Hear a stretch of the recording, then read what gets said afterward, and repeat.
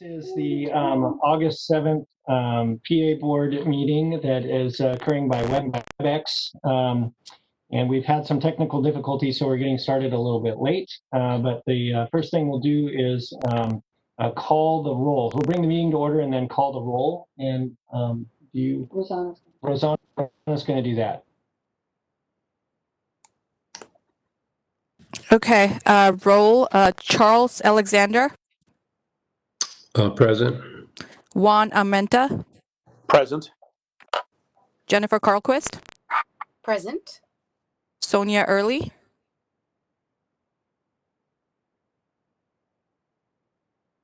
Sonia Early.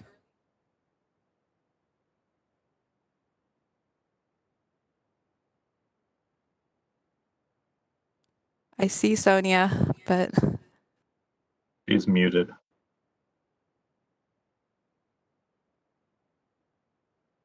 I'm going to come back to Sonia. Javier Escoval Acosta.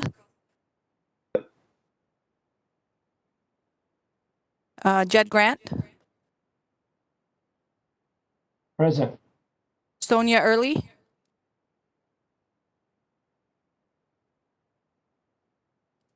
Can you hear me? Yes.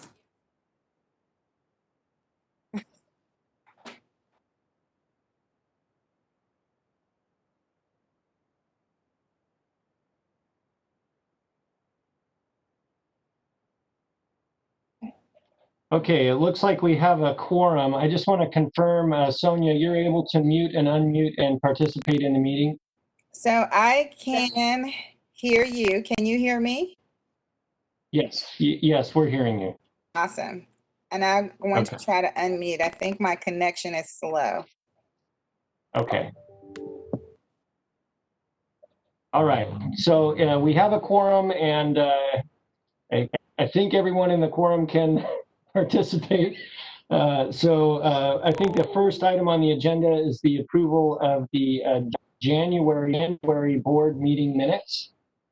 I have reviewed those. I hope that the other board members have too. I will entertain a motion and second to approve those minutes unless someone has changes. This is Juan Armenta. I move to adopt the proposed document. This is Charles Alexander. I'll second that. Any public comment before we approve the minutes from the January 13 meeting? This is the moderator. Thank you, Mr. Board President. I will go ahead and open up the question and answer panel.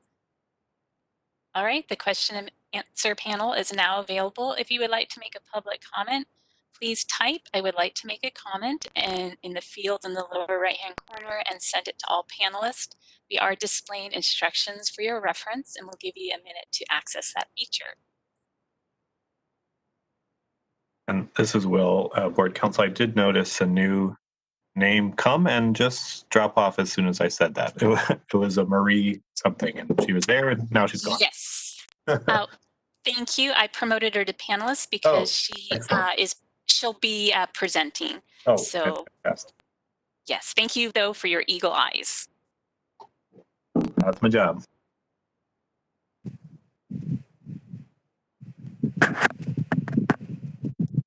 This is the moderator, and Mr. Board President, I am seeing no requests for public comment at this time. Would you like me to close the Q&A panel? This is Jed. Yes, yeah. Please close the Q&A, and Rosanna, if you could call the vote, please. Charles Alexander. Aye. Juan Armenta. Aye. Jennifer Carlquist. Aye. Sonia Early. Sonia Early.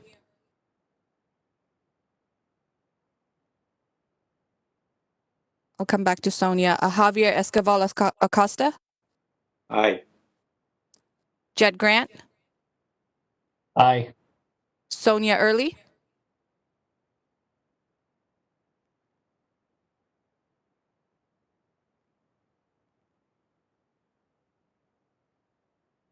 Sonia Early.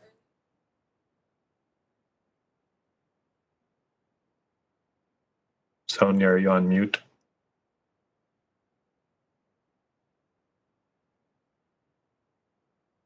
This is the moderator. Shall I unmute her for her? Yes, please unmute her. Okay.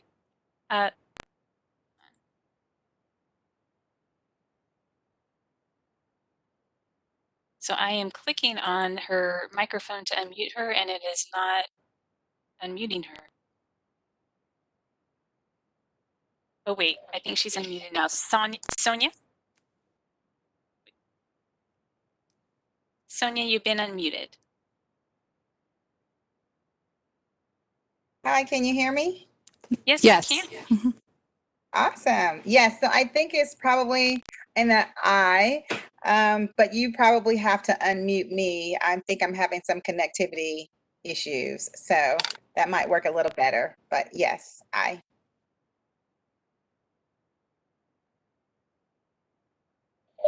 Okay, hearing the votes that are unanimous, motion carries. Minutes are approved for the January 13th, 2020 board meeting.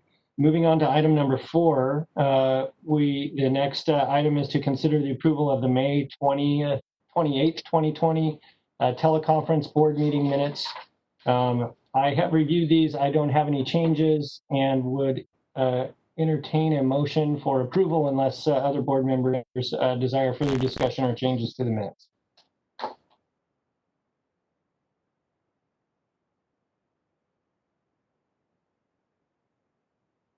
This is Juan Armenta. I move to approve.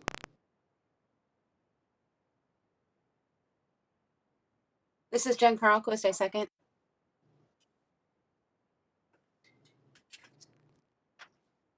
Okay, this is Jed Grant. There's a motion on the table. Any public comment on the approval of the minutes before the board votes? This is the moderator. Thank you, Mr. Board President. I will go ahead and open the Q&A panel.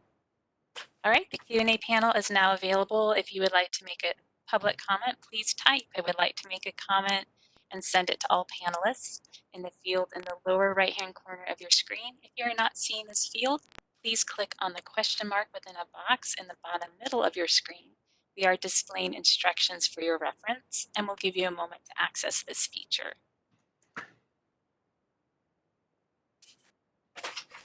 Tricia, this is Will. I noticed TK, it looks like may have signed on more now. Do we want to try to test TK's microphone or ability to hear us and type in? We were just having some technical difficulties and we're trying to make sure all members of the public are able to communicate with us in one way or another. Thank you. I'll go ahead and TK, you've been unmuted. Can you hear us? Yes, we can. Yes, I can. Good. Okay, I'll go ahead and mute you. All right, so TK is in. And I am not seeing any requests for public comment at this time. Mr. Board President, would you like me to go ahead and close the Q&A panel? Yes, that'd be great. Thank you. And Rosanna, unless there's other comment from other board members, Rosanna, can you call the vote, please? Yes. Charles Alexander, Aye. Juan Armenta, Aye. Jennifer Carlquist, Aye. Sonia Early,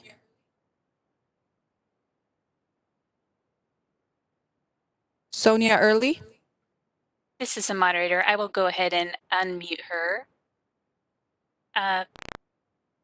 Sonia, can you talk?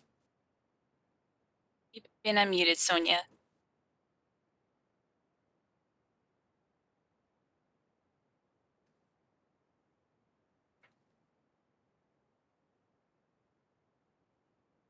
Sonia Early,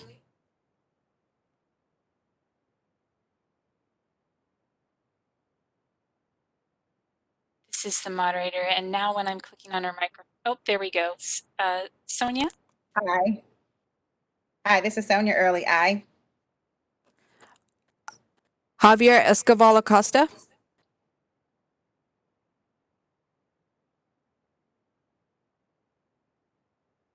Javier,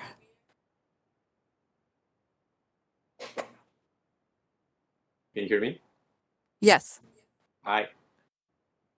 Jed Grant, Aye.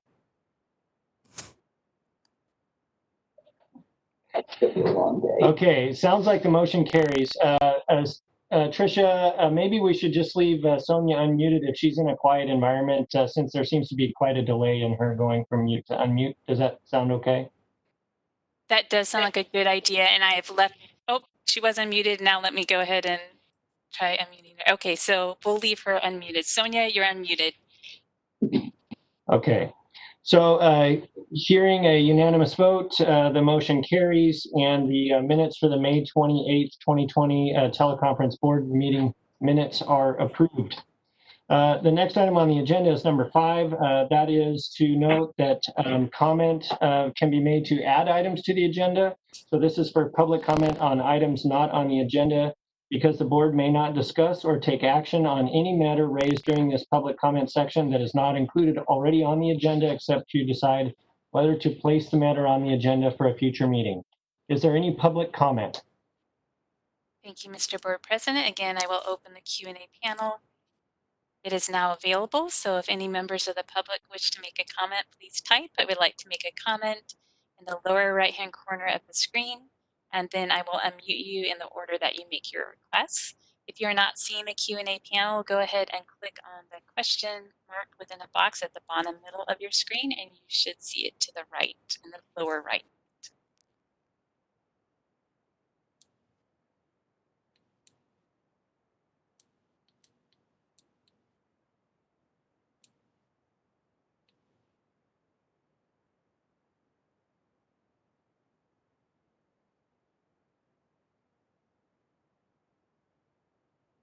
This is the moderator, and Mr. Board President, I'm seeing no requests for public comment at this time. Would you like me to close the Q&A panel? This is Jed Grant. Yes, please. All right, it is closed. Okay, so due to some time constraints, we're going to move some things around on the agenda. So the next item we're going to go to will be item 17, the budget report from DCA budget.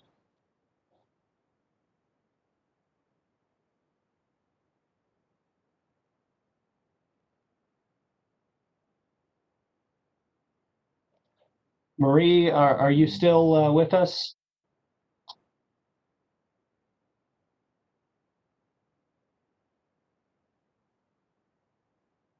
This is the moderator. I see she dropped out, so I will make her a panelist once more. And Marie, welcome. You've been made a panelist, so you should be able to unmute yourself.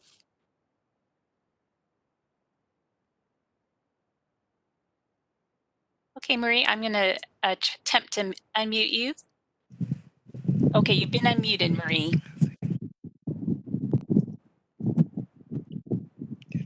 So this is the moderator, and Marie, we can hear you.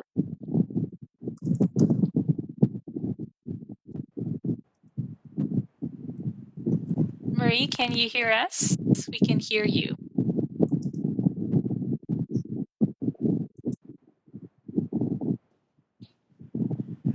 Right, so Marie, I just muted you. It sounded like you were still working on getting situated. You might need to go up to the top of your screen and select communicate and select audio options. Oh, this is Jed Grant. It looks like Marie just emailed and said she's having some technical difficulties and asked if we could read her report for her. Okay. So I have a copy of that here, and I will proceed with that report. However, I will note that in looking at our budget and fund condition, we are in the red for $32,000, which I find unusual because we have not traveled really at all this year.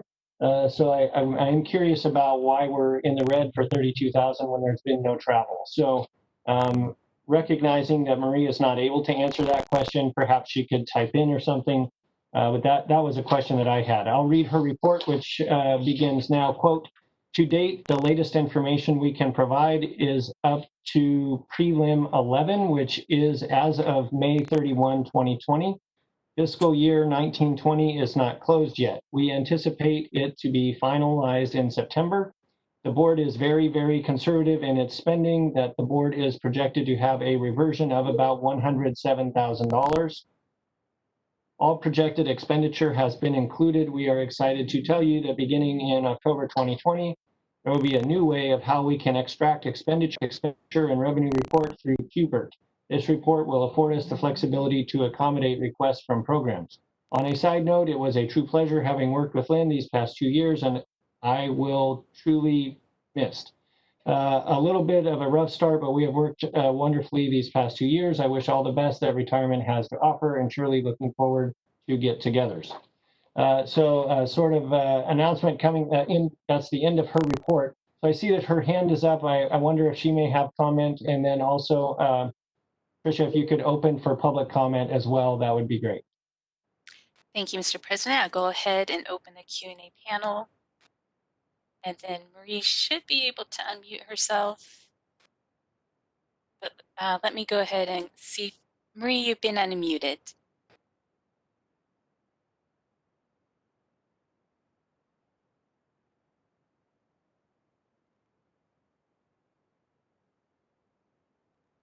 All right, so while we wait for Marie, the Q&A panel has been open. If you would like to make a public comment, please type "I would like to make a comment" in the field in the lower right-hand corner of your screen and submit it to all panelists.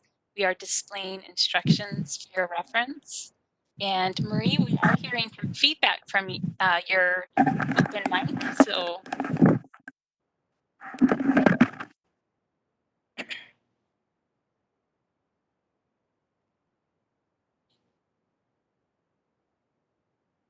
This is the moderator, and Marie, you've been unmuted.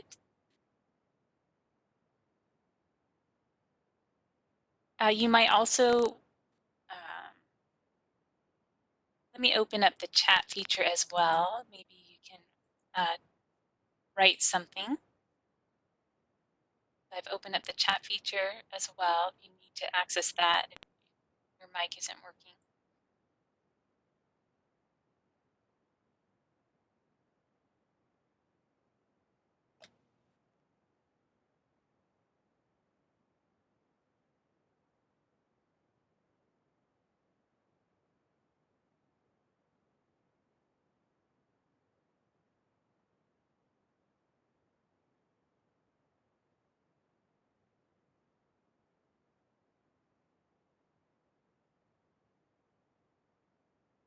Okay, Tricia, seeing that it's looking like Marie is not able to get in or participate, I would just like noted in the minutes that it appears that there's an inaccuracy in the accounting for our travel, and would ask any board members to make comments if they would like, and then we'll move on to the next section. And this is the moderator. I will go ahead and close the Q&A panel as we've had no requests for public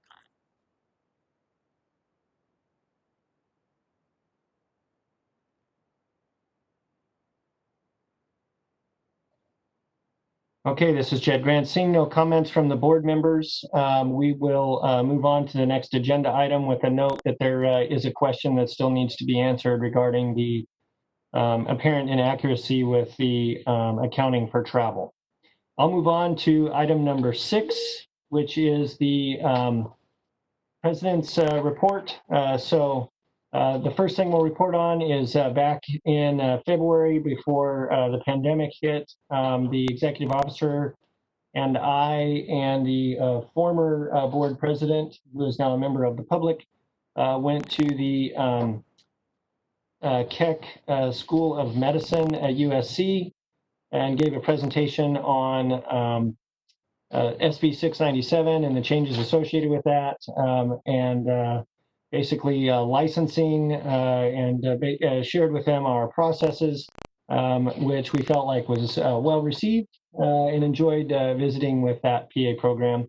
If there are other PA programs on the meeting, then we would definitely want them to recognize that the PA board does regular outreach. Although it's been limited during the pandemic times, we do try to do outreach to PA programs to educate students on the processes and policies at the PA board. I also went with the executive officer to the Mid-Valley chapter of the Professional Association for Credentialing People, which is CAMS. We gave them a presentation on how SB 697 might affect credentialing and the implementation of the new practice agreement. I think that was in January that maybe early February that we went to that meeting and presented both live and on the web to credentialing professionals all across the state. Which was well received. They had a lot of really good questions that we were able to answer for them in terms of looking at the practice agreement changes from the delegation of services agreement. We did have several meetings scheduled on more local levels with credentialing professionals who wanted to continue to have discussions on that or had further questions. However, all of those meetings were canceled due to the coronavirus pandemic. I think what I'll do is maybe ask if there's any questions from board members after each of the topics here, and then we'll move on to each one, because if it might be a little confusing if we go through a whole bunch before there's an opportunity to ask questions or make comment. And then at the end of each report, I'll ask for public comment. So any comments from the board members on the presentations that we did?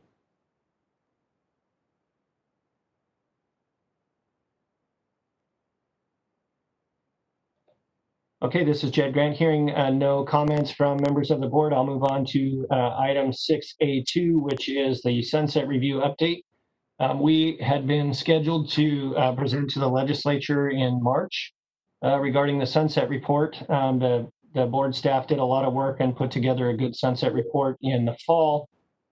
And we were due to present that. There was some questions that they answered for the legislature, and we're due to present that, but the legislature postponed all of those meetings until next year as a result of the coronavirus pandemic. So we remain prepared for that, and on invitation from the legislature, we will present that report as requested. Any comments from the board members on that?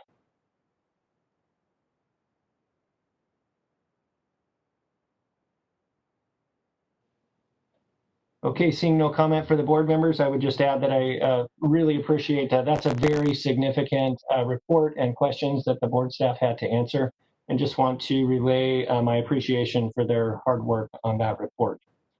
Item 6A3 is the Department of Consumer Affairs approved waivers relating to the practice of physician assistants. So early in the pandemic, the board staff and I worked extensively with DCA staff looking at what emergency requirements might be needed to allow PAs to practice unhindered to render aid to those that need it during the pandemic. And we were successful in getting 3 waivers approved. Those are listed on the board website on the very front page. The first one has to do with supervision and whether or not a practice agreement is required. And under certain specific circumstances, a PA can practice without a practice agreement with a physician, and those are under what conditions that may occur are listed in the document on the website. So I would encourage PAs who may be in that situation, either traveling in from out of state or practicing outside their normal practice agreement to help with the pandemic, to review that waiver. And I would note that that waiver is currently in effect through 12 August, unless it is extended further by the Department of Consumer Affairs. The next waiver was for continuing medical education. So recognizing that it's difficult for PAs to get continuing medical education at conferences which have been canceled and whatnot, there is a temporary waiver on requirement for continuing medical education through 31 August. And the PAs are given an additional 6 months to get their continuing medical education if they have not done that due to pandemic-related restrictions. And then finally, the third waiver was for reactivation of licenses. So those PAs that have a retired license, that it's in a retired status, they had the requirement for CME and the requirement for fees waived and they are able to get their license reinstated for 6 months to help with the pandemic. So a lot of really hard work with board council and DCA council to implement these waivers that were part of the governor's proclamation of an emergency. So I just want to recognize that there was a lot of hard work and good response to the emergency and allowing PAs to be reasonably accommodated so that they could get out and help see patients during a time of increased need. So sincere thanks to especially Will McGuire, our board counsel, who worked quite hard on this, as well as the executive officer. There were many long days and late meetings trying to figure out how to do that legally. And then, of course, my thanks to the director of the Department of Consumer Affairs, Kimberly Kirkmeyer, who ultimately was successful in getting these waivers approved for us. So any comments from the board members on that? And then also any comments that will conclude my report. So any comments from the public as well? Thank you, Mr. Board President. I'll go ahead and open that Q&A panel. All right, so the Q&A panel has been open. If any member of the public wishes to comment, you may go ahead and type, "I would like to make a comment," in the lower right-hand corner of your screen and send to all panelists. We are displaying instructions for your reference. If you do not see the Q&A panel, please click on the question mark within the square at the bottom middle of your screen. And also I see we have a Michelle Angus that has joined us. Michelle, we've been having technical issues this meeting, so we're checking to make sure every member of the public can hear us. I'm going to unmute you. Michelle, you've been unmuted. Can you hear us? I can, thank you. Thank you so much. I'll go ahead and mute you again. All right, great.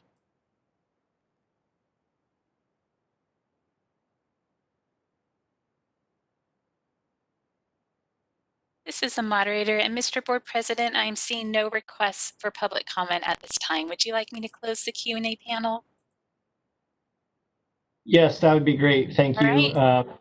Also want to recognize that the person that joined us was Michelle Angus, who is DCA counsel, who worked hard with us on obtaining those waivers and the language we needed to get them. So I wanted to extend my thanks to her as well. Moving on to the executive officer's report. Good morning, everybody. Can you hear me? Yes. First of all, okay. First of all, I would like to thank Carrie Holmes. She is the new Deputy Director for Board and Bureau Relations. She is going to be giving you a brief update on the board member appointments. We've been in contact lately trying to secure these appointments for everybody. So I'm going to let Carrie take over for that when she gives her report. For staffing and our new office space, as everybody is aware, in March, we were working very hard in getting moved into the new office. Pandemic hit, and we were very fortunate to be able to move in April. So we moved into the new office in April. We're loving it. It's twice the size of the office that we had previously, so it gives us room to expand and also to hire new staff. Staffing issues, we were very fortunate. We hired Aurora Morris, who is our new office technician, and she is taking over the front reception desk. I think she's going to be a big asset to the board as far as learning and growth. Sarah Fletcher, who is currently our licensing technician, has accepted a position with Board of Accountancy. So she will be leaving us at the end of the month. So her desk will be vacant. However, Julie Caldwell, who is currently doing administrative work in the office, she has requested to take that desk back. So we're going to be moving people around.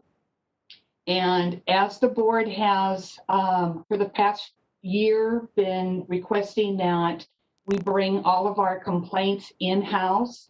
Now that we are moved, we have the additional space. I would like to tell everybody that I have hired Mr. Armando Melendez from the medical board. He has over 20 years experience and is currently in the CCU unit.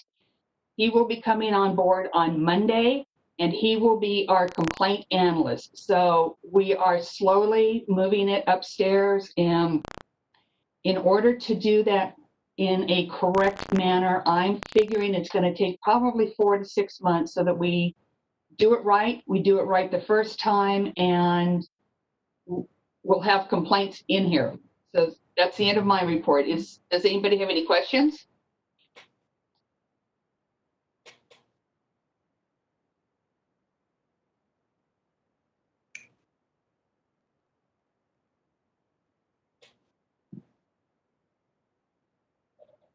Okay, this is Jed Grant. So seeing no comments from the board members, is there any public comment on the executive officer's report? Thank you, Mr. Board President. I will go ahead and open the Q&A panel. All right, the Q&A panel is now available. If you would like to make a public comment, please type, "I would like to make a comment," and submit it to all panelists. We are displaying instructions for your reference. And if you are not seeing the Q&A panel, go ahead and click on the question mark within a box at the bottom middle of your screen.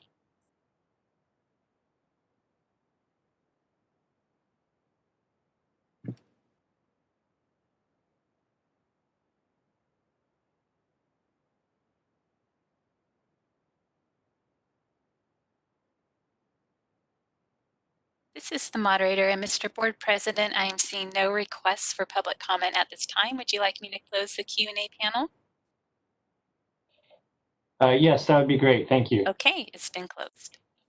So I was waiting for the executive officer's report to see if she would announce it, but since she's being sneaky about it, I will announce for her that our executive officer, Lynn Forsythe, who's been with the Department of Consumer Affairs in the state of California for 26 years, diligent service, has announced her retirement. So she'll be retiring in the end of August.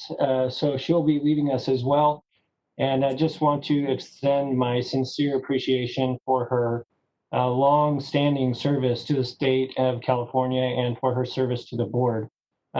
Unfortunately, we can't have a board meeting in person, but we will invite her back at our next in-person board meeting.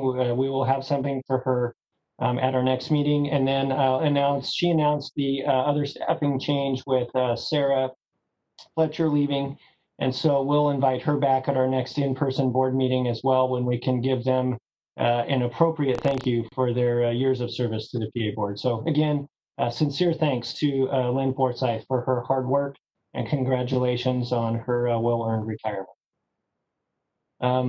Any comments from board members? I feel like they may want to comment on. Yeah, Jed, this is Jen Carlquist. I just want to also second what you said about Lynn. She's been amazing, a great asset to our board, and she will be missed. So thank you, Lynn, for everything you've done for us. This is Sonia Early. I would have to agree. It's been such a wonderful, ride with you, Lynn, and you are going to be missed. But I'm super excited about your wonderful retirement that's going to take place, and I'm just excited to have worked with you, and wishing you well. Hi, this is Charles Alexander. Again, I echo all the sentiments that have been expressed already, but especially Lynn, I'll miss your tender loving care that you extend to all your board members when we come to visit in Sacramento. So wishing you the best in your retirement, and look forward to seeing you coming back so we can actually give you a hug in person. This is Juan Armenta.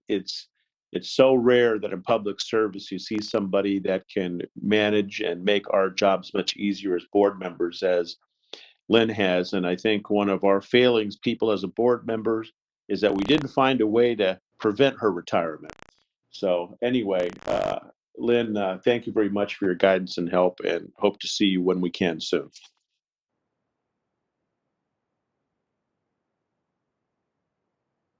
Hi, this is Javier Esquivel Acosta, and thank you, Lynn, for all the wonderful work and all the extra support to all of us, to all the board members, and to all your hard work that you always put into these that you really love. We can see the passion that you put it on to help the PA board, and I really appreciate everything that you give us.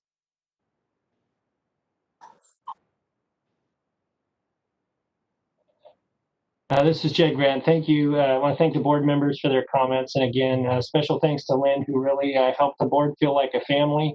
And particularly at our meetings is always a warm, welcoming hug and always good snacks.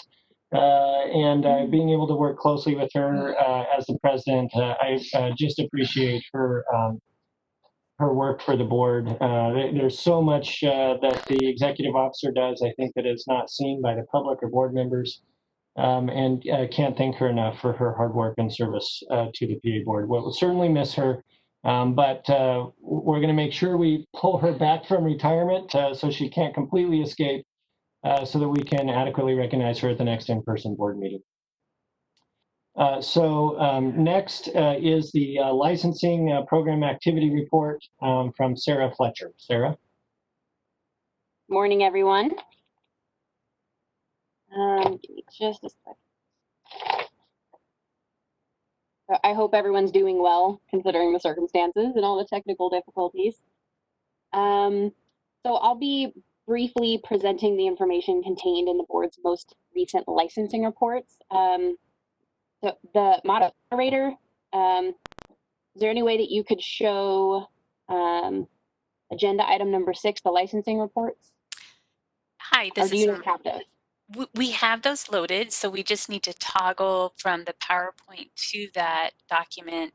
And then once we do that, we'll need your guidance as far as what page it's on. So my co-moderator will forward through this, and you can tell him when to stop. Okay. So yeah, it's just the licensing report.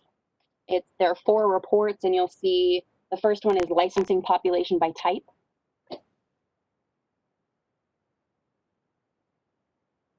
Okay, so he's just paging through the PDF, and you can just let him know when to stop.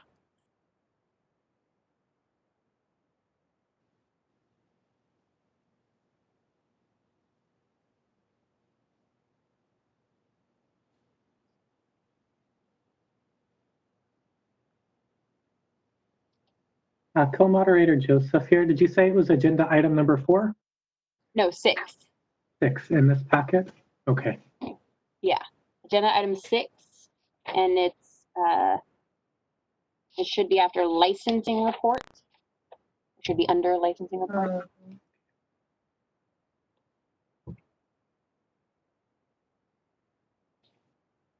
Is this the appropriate item?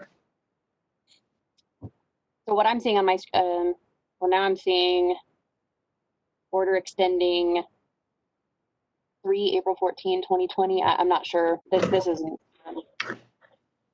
If it's helpful, it looks like it's page 54 of the book 1 of the materials. Thank you.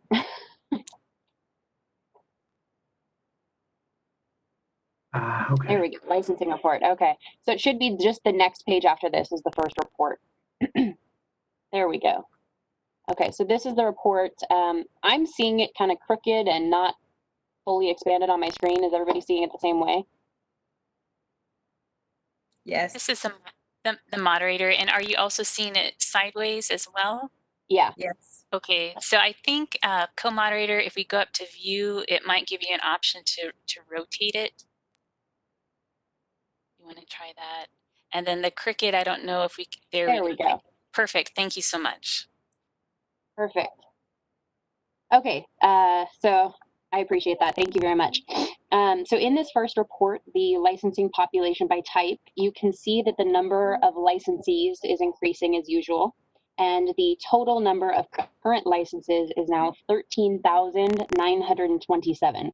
If I can draw your attention to the license status header on the top right, you'll see that we have a new albeit temporary, license status of 54 that was not in previous reports, which is a license status of current, but specifically related to COVID, and regarding those licenses that were previously retired, inactive, or canceled that have been brought back to a current status as a result of DCA's order waiving license reactivation or restoration requirements. It's one of the waivers that Jed previously mentioned, which can be found on DCA's website. The DCA waiver number, in case anyone needs it for reference, is DCA-20-02, reinstatement of licensure.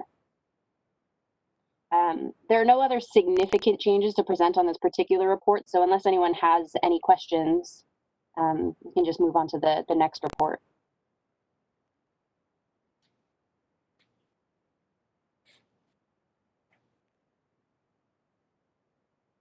Okay, doesn't seem like there are any questions. There we go. So can we rotate this report as well? Thank you. So this report, the summary of licensing activity, typically this report is run every quarter, but since the board meeting in April was canceled, this report covers the last 2 quarters.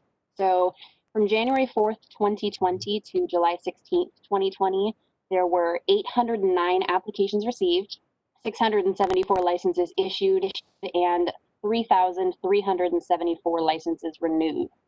If you were to separate this data into the 2 individual quarters, as opposed to combining the 2, you would see that the trends are the same, that the numbers are steadily increasing. Are there any questions on this report? Sarah, this is Jed. When you are noticing these licensing, does it vary based mostly on when there's a graduation from PA programs within the state, or does it seem to be just kind of a steady, gradual increase throughout the year with applications coming in from all across the country? Just wondering if it's an in-state surge when people graduate, or if it's just steady. Sure. So I think when I started 3 years ago, there were, for lack of a better word, lulls, I guess, where there, the processing times were a little bit quicker because we were receiving fewer applications during kind of the off, seasons, so to speak, where, there were no schools graduating in California at the time. And then usually, around graduation time, which happens about two different times a year, we would see significant increases. However, it's been kind of just increasing to the point where we don't really have lulls anymore. It's pretty steadily increasing, but there still is that significant increase during graduation. So right now, for example, is a peak time because there are several schools in California graduating.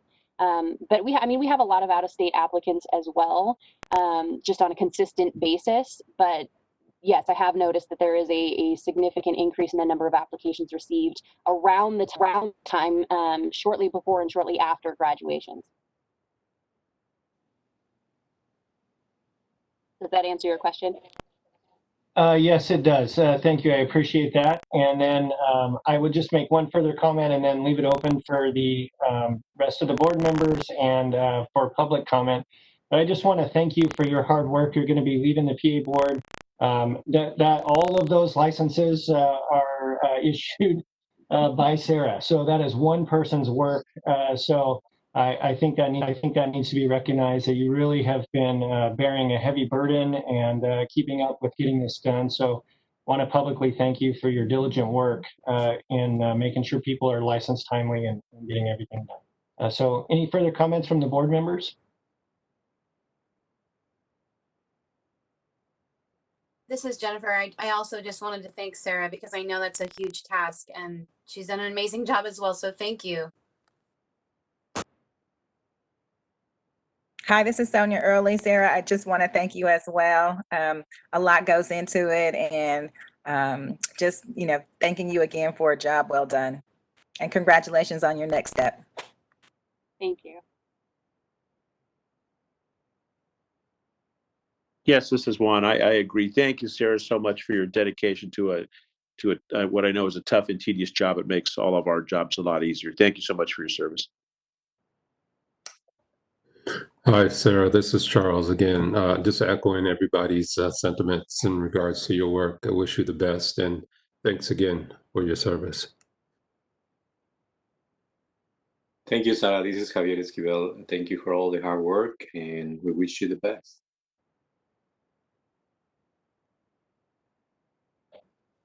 For Tricia, is there any public comment?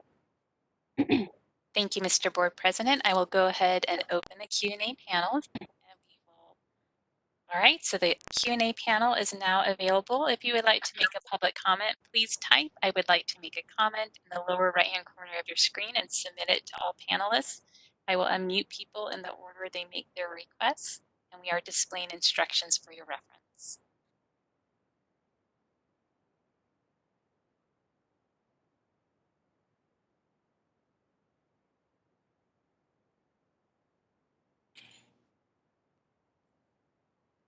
This is the moderator, and Mr. Board President, I am seeing no requests for public comment at this time. Would you like me to close the Q&A panel?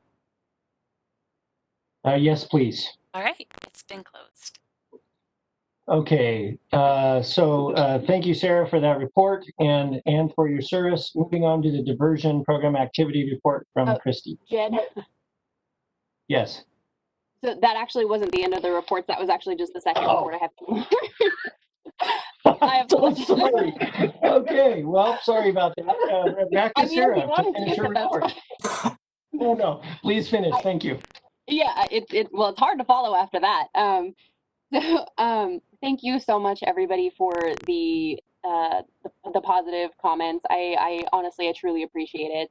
You guys have all been fantastic to work with, and it's just, you know, it's honestly, it sounds cheesy, but it truly has been a pleasure for me to do this job. I enjoy working with the applicants, the healthcare staffing firms that you know work on their applications, you know, on their behalf. And it's just it's been a pleasure. I enjoy establishing rapport with all of these applicants, and honestly, it's been great working here. Lynn, I have to specifically thank you as well, just because you saw something in me 3 years ago and gave me a chance, and you know, getting hired on with this board, it has been a fantastic opportunity for me. It's enabled me to learn a lot and grow in my career, and I will be forever grateful for you hiring me for this position. And although I will be you know, moving on up in my state career and onto, you know, a new board, it is bittersweet for me. I will greatly miss working for this board and with the staff that's in this office. The staff in this office is so hardworking and really just are fantastic individuals. They're all so hardworking. They're not typical state workers. And considering that we're so small, it's just, I think, even that much more impressive. So thank you again, everybody, for your positive comments and and I appreciate the congratulations. I'm very excited, but again, it is bittersweet. So I will move on to the next report, which is the pending application workload. So if we could pull that up on the screen, I would appreciate that as well.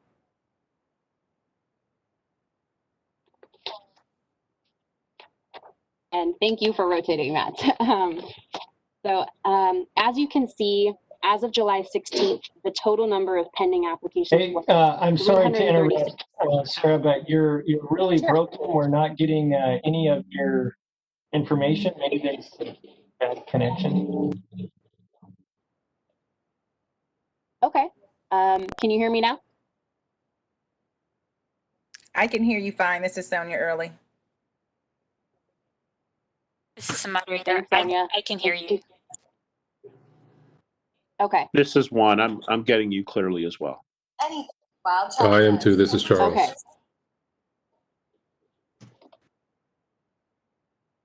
Thank you. So unfortunately, maybe it's just Jed then.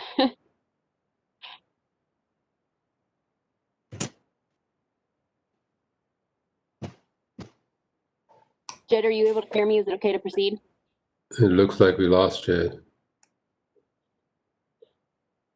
This is the moderator. He's logged in with Lynn, and Lynn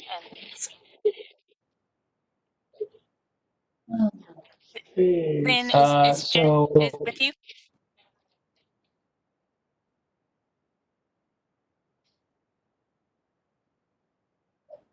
Sarah, I can hear you barely across the office, but none of what you're saying, is really coming through the computer. So why don't you proceed with your report, and if the problems keep coming through the computer, and if the problems continue, we'll address it since everyone else can hear you. In this might just be me, but Jed, I'm having a hard time hearing you. Actually, you're breaking up, and I can hear you in the office talking, and there's a lag in the sound through WebEx.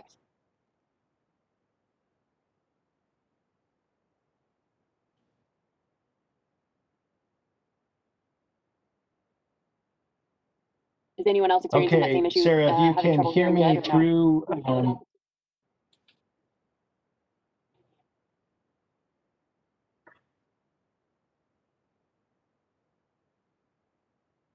I hear both Jed and Sarah fine. This is Sonia. I don't hear you.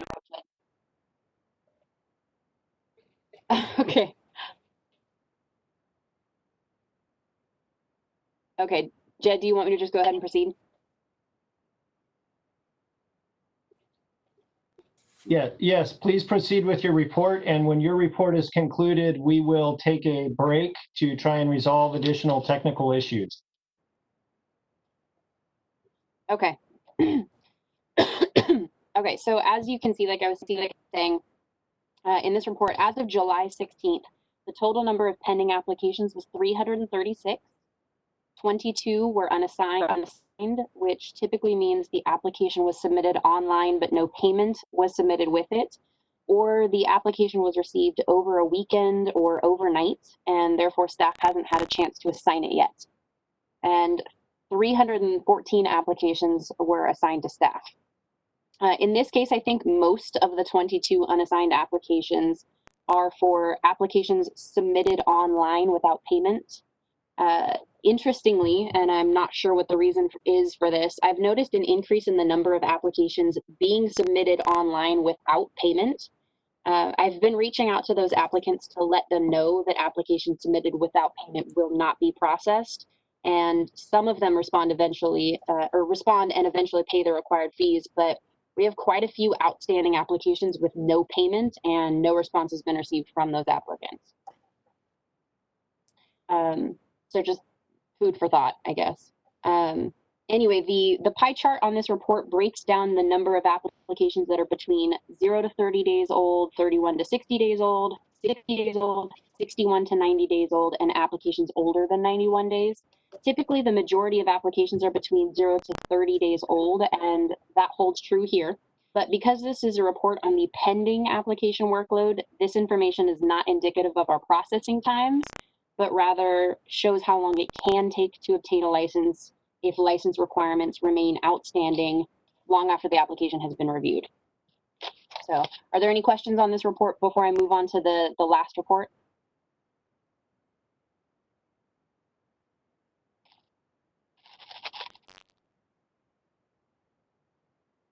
Okay, so I don't hear any questions. So can the moderator move to the next slide, the next report, which is the licensing performance measures? I'm sorry, this was the second page of that same report. So if you could move to the next page. Thank you. Okay, thank you very much. Okay, so the last report is the licensing performance measures. This report, unlike the pending application workload report, is directly related to our processing times. In this report, complete applications refers to applications where all requirements for licensure were met at the time of the application review. So in other words, they weren't missing anything. Incomplete applications refers to applications where all requirements for licensure were not met at the time of the application review. As you can see, the processing time for complete applications is 39 days, which means it took, on average, 39 days from the day the application was received until the 10 days from the day the application was received until the day the license was issued. And again, this is for 2 quarters. Now, because licenses are typically issued on Fridays, even if the application review is completed on a Monday, for example, the actual time it takes to complete the application review from the day the application was received is probably closer to 35. But this report counts the number of days from the receipt of the application to the issuance of the license, not to the completion of the application review. That being said, although the target processing time for complete applications is listed as 20 in this report, that number was established in 2013 and has not been reevaluated. This report times have understandably increased since 2013 as a result of significant increases in the number of applications submitted to the board each year. Lastly, the processing time for incomplete applications is 65 days.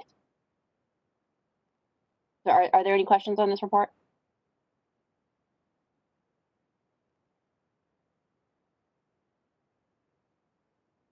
Okay, and I did just want to make one point if I can. I just wanted to mention, since this is the last time I'll be presenting this report. Oh, is somebody making a comment?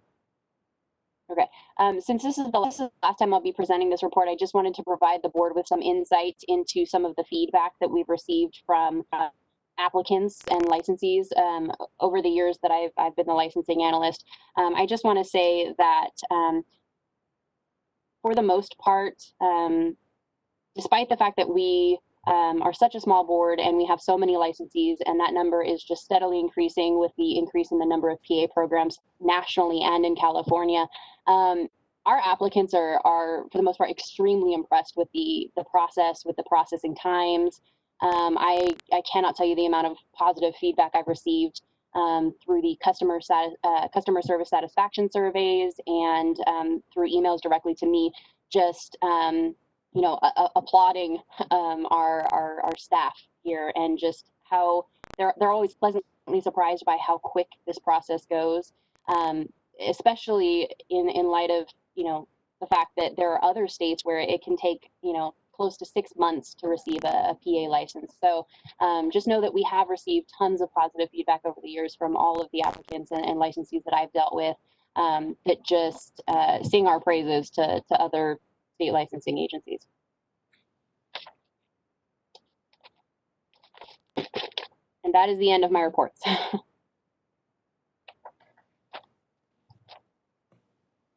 Okay, Sarah, thank you. I'm sorry I cut you off earlier. Any further comments from board members? Okay, seeing no further comments, I will just add that target that was established in 2013 is set internally. The board as a whole has delegated the authority to set that target to the executive officer. So if it seems like that target is unreasonable, that may be something that can be addressed internally. It would be nice to hit 20 days, but it seems like with the volume, that might be difficult. But we'll leave that to the internal operations delegated to the executive officer. So with that being said, the report section is not quite done, but we've been going for a little while now. So I would like to take a 15-minute break, unless anyone has objection.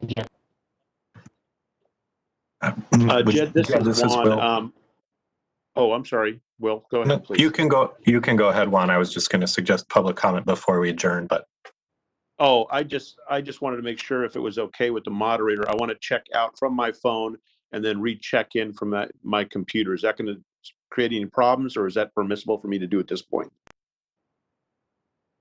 This is the moderator, and that's fine if you want to do that. I'll just look for you in the attendee list so I can promote you when you come back in. Great, thank you.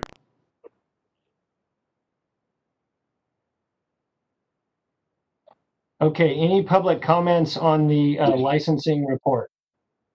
Thank you, Mr. Board President. This is the moderator, and I have opened up the Q&A panel. So if any members of the public would like to make a public comment, please type, "I would like to make a comment," in the lower right-hand corner of the screen and submit it to all panelists.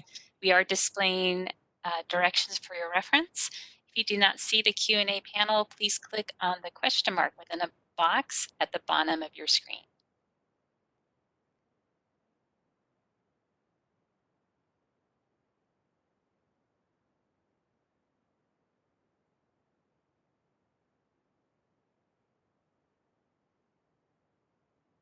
This is the moderator, and I am seeing no requests for public comment at this time. Would you like me to close the Q&A box? Yes, please close the Q&A box, and we will be on a break for 15 minutes. If looks like there's one question there. Maybe, am I seeing that right? Tricia? Yes, so let me unmute Jane. Jane, you had a question? And Jane, if you accidentally put your hand up, you just need to click the, oh, okay, there we go. So it looks like that was just maybe someone just figuring out WebEx and clicking on things. Okay, so the time here is 10:35, so we will be back from break at exactly 11 o'clock.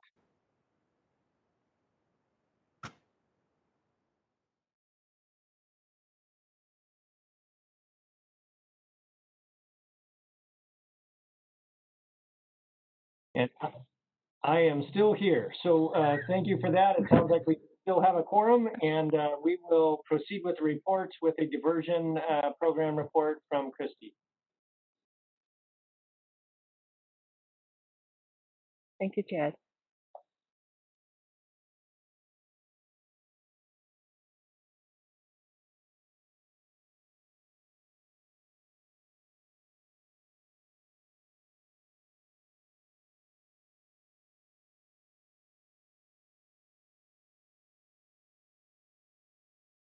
Christy, did you want to have them pull up the reports page from the board packet like Sarah was doing? Yes, it should be page 64.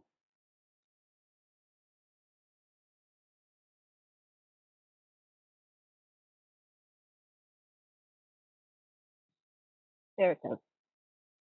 So the report covers the period of January 1st through June 30th, 2020. During this time, there was 1 board referral, 0 voluntary referrals to the program, and currently there are 6 active participants in the board's drug and alcohol diversion program. And as of June 30th, 2020, the total intake into the program is 157. So this pretty much concludes my report.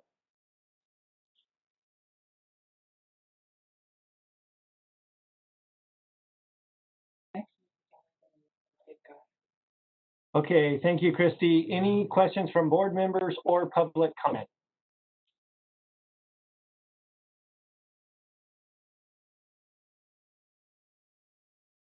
This is the moderator. While you wait for board member comment, I will go ahead and open the Q&A panel. All right, the Q&A panel is open. And if members of the public wish to make a comment, they can type, I would like to make a public comment, submit it to all panelists. The field is in the lower right-hand corner of your screen, and we are displaying instructions.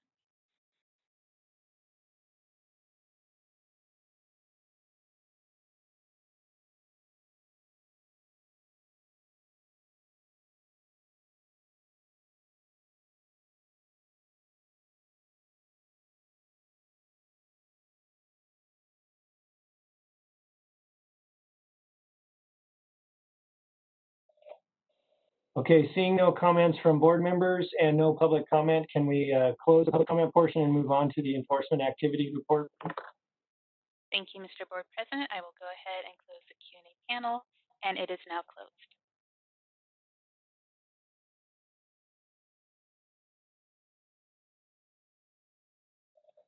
Okay, thank you. We'll now proceed to the enforcement program activity report from Rosanna.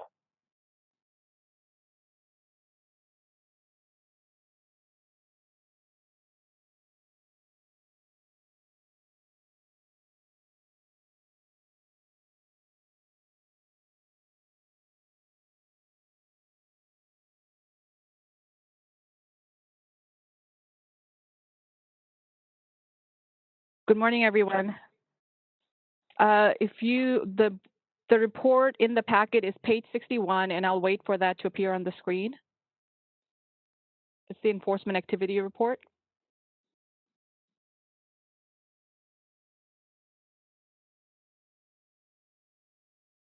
And if we can flip that. Thank you. So this report is a report for 2 quarters since we were not able to have our April meeting due to the pandemic. So it covers a period between January 1st, 2020 to June 30th, 2020. We have received 182 complaints, 187 assigned to desk analyst, 7 are pending at intake. We have 42 complaints referred for investigation. 85 complaints and investigations are closed. 100 complaints pending at desk analyst. 110 investigations pending at field. 479 average days of pending investigations, and there are 77 investigations that are over 8 months old. We have issued 1 interim suspension order. We have 7 cases initiated at the AG's office. 38 are currently pending at the AG's office, and the average age of pending cases are 498. We have issued 4 accusations, filed at 4 accusations. 1 probationary license, 3 probationary licenses were issued, 1 licensee was placed on probation. 6 licensees surrendered their license. There are currently 63 active probationers. 5 are currently tolling. And if you move on to the citations and fines, from the previous quarter, from October 1st, 2019 through December 31st, 2019, there's still 2 citations that are pending. And the fines that are due from those pending citations are $3,000. For the current quarter, January 1st, 2020 to June 30th, 2020, which includes 2 quarters, we issued 7 citations. 3 were resolved. 4 are still pending. Out of the 7, $3,000 fines were issued. Fines received is $1,500, and fines due from previous and current quarter is $4,500. And if you move on to page 62, that is the report for complaints received by type and source. And this is for the whole fiscal year. This is 2019-2020, and you can see we've received 416 complaints. Are there any questions?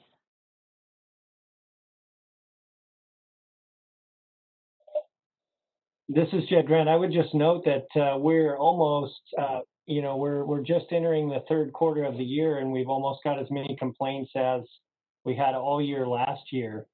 Do you notice an upward trend, and is there anything that really stands out to you that's different from last year?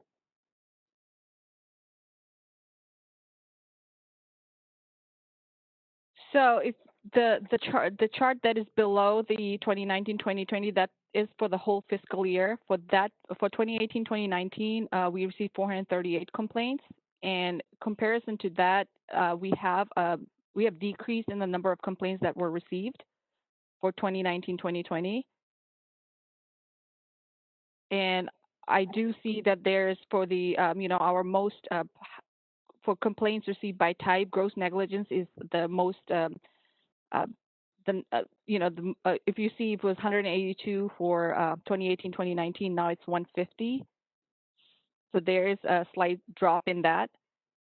I'm sorry, the total is 190. And if you see for 2018-2019, it was 217.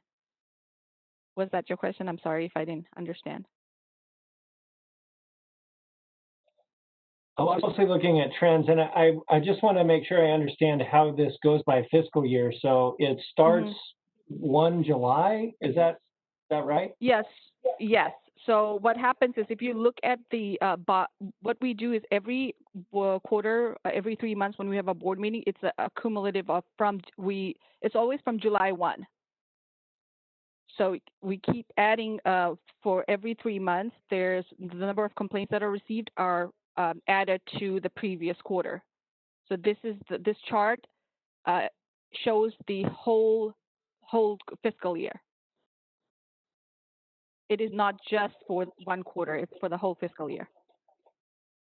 Okay, so we actually had less complaints in 1920 than we did in 1819. Is that correct?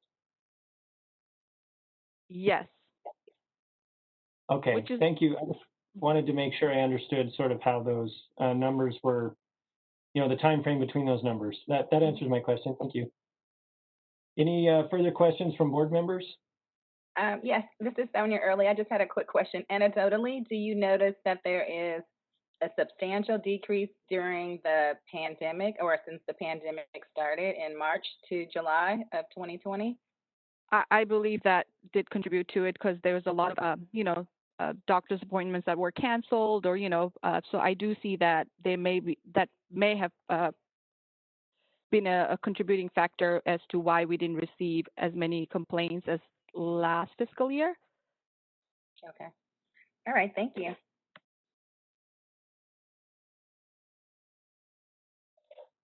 This is Jed. Is there any further comments from board members? This is Charles. Just an observation. The unprofessional conduct seems like it went up sharply. And the other question I have is about non-jurisdictional. What falls under non-jurisdictional? Is that something that, can you explain that for me, please? Yeah, if you see the footer number 2 for non-jurisdictional, there is a definition. Basically, its complaints are not under the authority of the board and are referred to other agencies such as Department of Healthcare Services, Department of Managed Health, anything that is not under the board's jurisdiction. Can you give me an example of that? I mean, I saw that, no, but I didn't understand. So if somebody if they file a complaint about a bedside manners, or that's not something that for us, that's non-jurisdictional for us. Okay, thank you. This is Jed. So for example, if they complained that the healthcare facility where they were seen was unsanitary or dirty, that's something that would go to the agency that enforces those types of laws. The PA board doesn't have authority over that, so that would be sent. Is that correct, Rosanna? Yes, that is correct. And I'm sorry, I'm so out of my element with this one, so I'm just trying my best here. So yes, that is one of the examples for that. Thank you, great. Any further questions or comments from board members? Okay, seeing none, we can ask the moderator to open for public comment. Thank you, Mr. Board President. I am opening up the Q&A panel. All right, so the question and answer panel is now available. If you would like to make a public comment, please type, "I would like to make a comment," and submit it to all panelists. We are displaying instructions for your reference, and if you do not see the Q&A panel, please click on the question mark within a square at the bottom middle of your screen. And while we wait for that, I want to test the microphone of a new attendee, Ryan Perez. I'm just going to unmute you briefly, and I just want you to let us know if you can hear us, and I want to make sure that you can speak. So, Ryan, you've been unmuted. Can you hear me? Yes, we can. Thank you so much. I'll go ahead and mute you. We've been having a lot of technical difficulties during this meeting, and so we just want to make sure everyone can participate.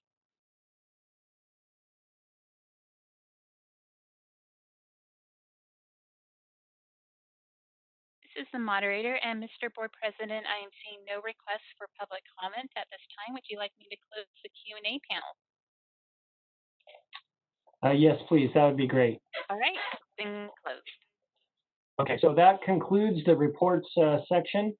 So we'll move on to item number 7, the report from the Department of Consumer Affairs. I think that's going to be Carrie Holmes, I think.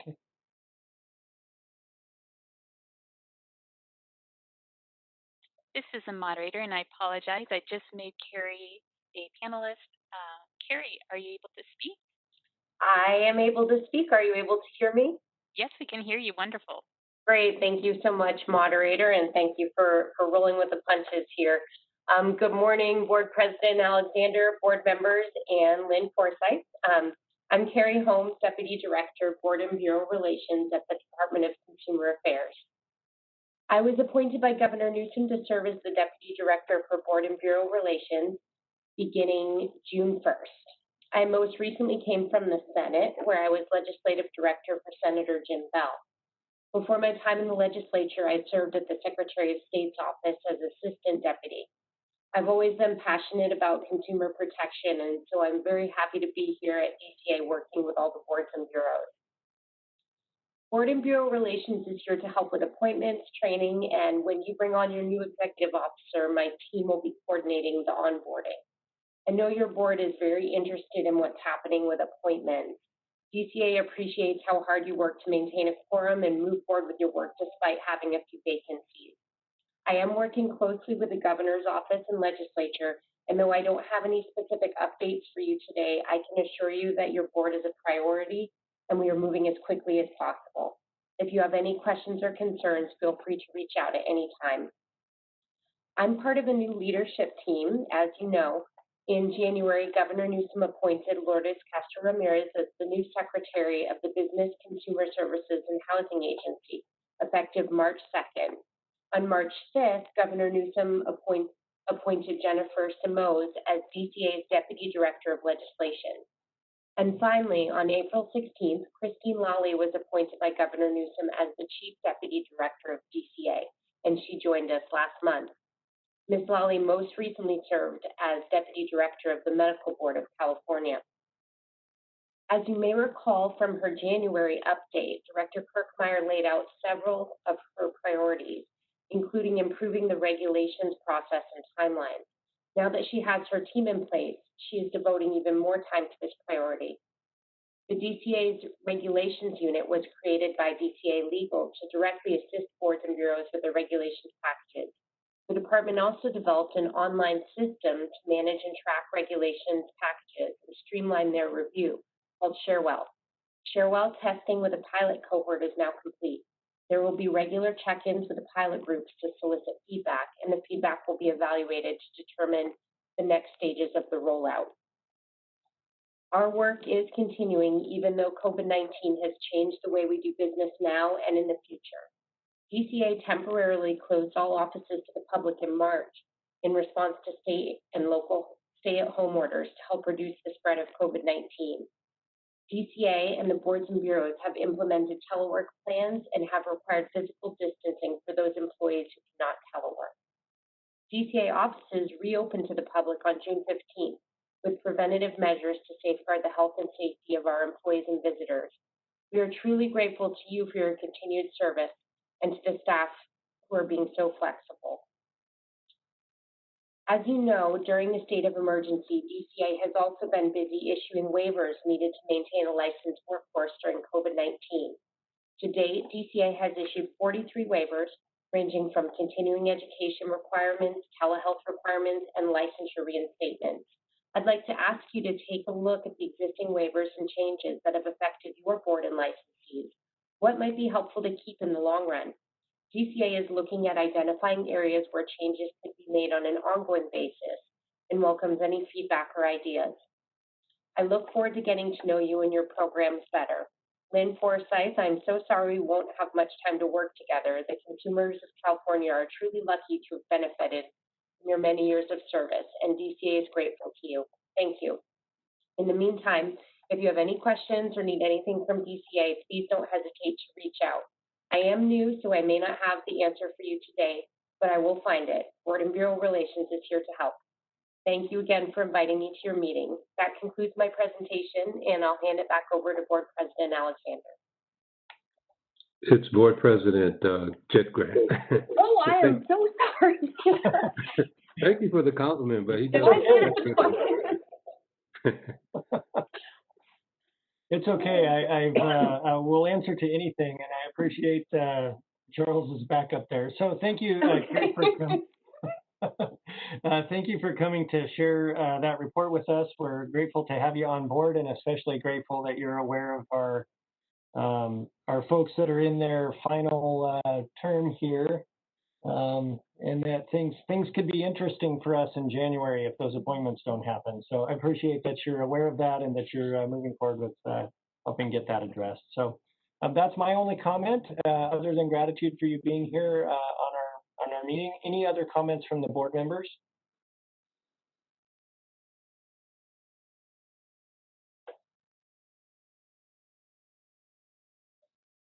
Okay, seeing none. Any public comment on the report from the Department of Consumer Affairs?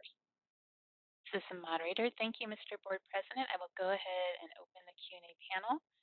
So the Q&A panel is now available. If you would like to make a public comment, please type, "I would like to make a comment," and submit it to all panelists. I will unmute people in the order that they make their requests, and we are displaying instructions for your reference.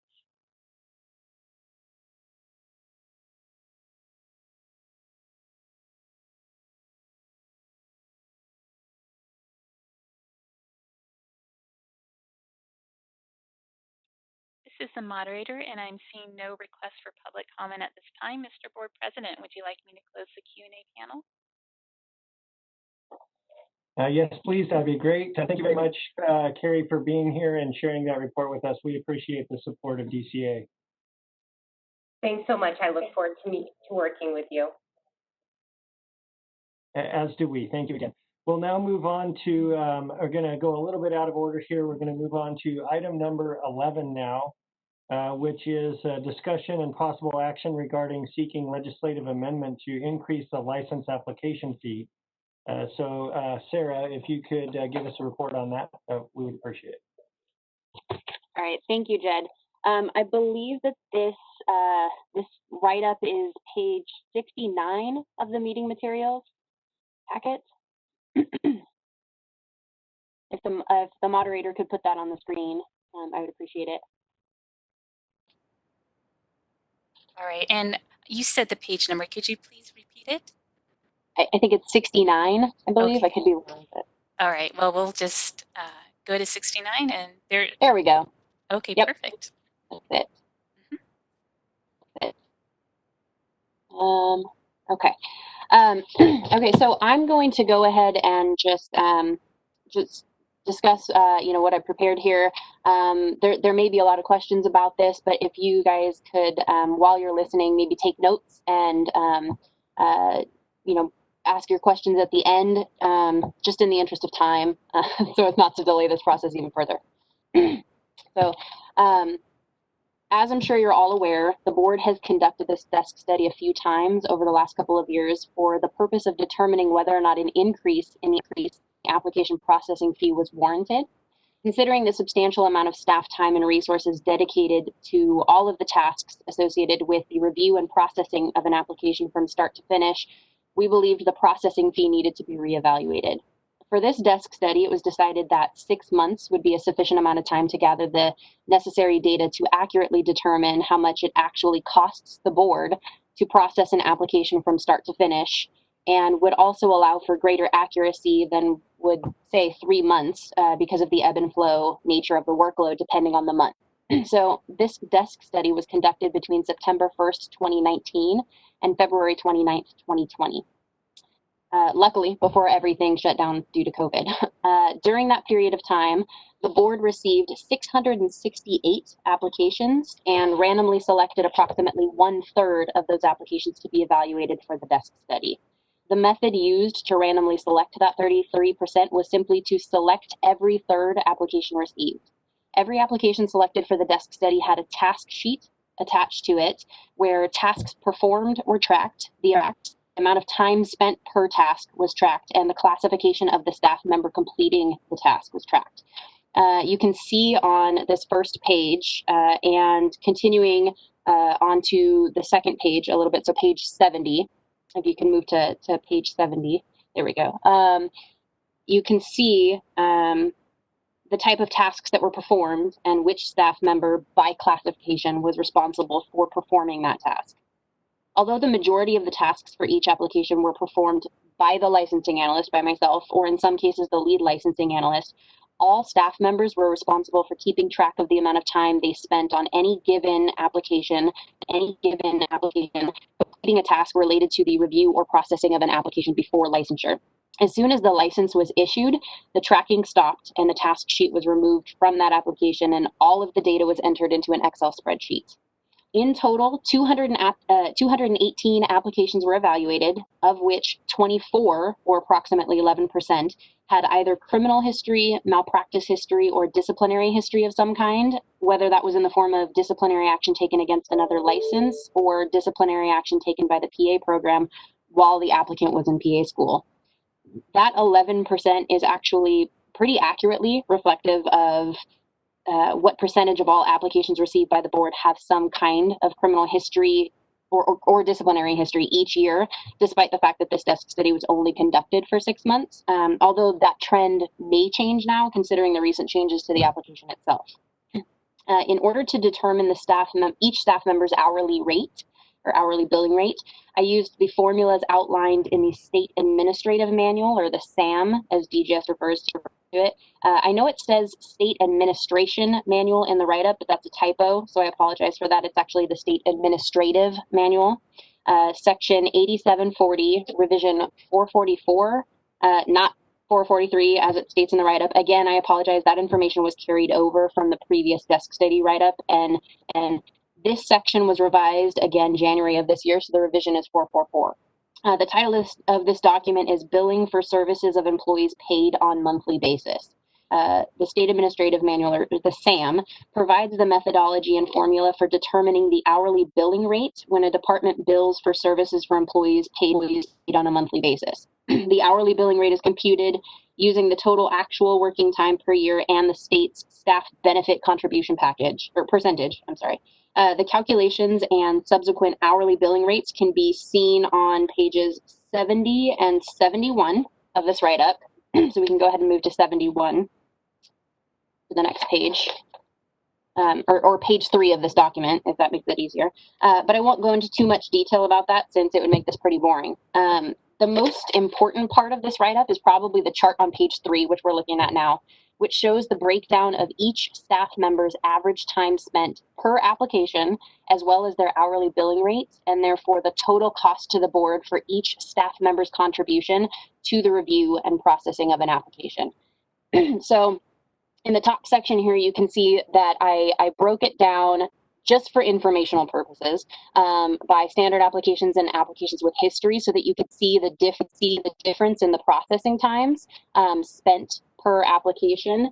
For standard applications, I think on average it's about, I know there are hourly figures in here, but just to make it easier to understand, I'll use minutes. But standard applications, for the total time spent on average for a standard application, which is an application that has no criminal or disciplinary or malpractice history of any kind, is about 50 minutes. And that's including all of the time spent for every staff member in the office who touches the application.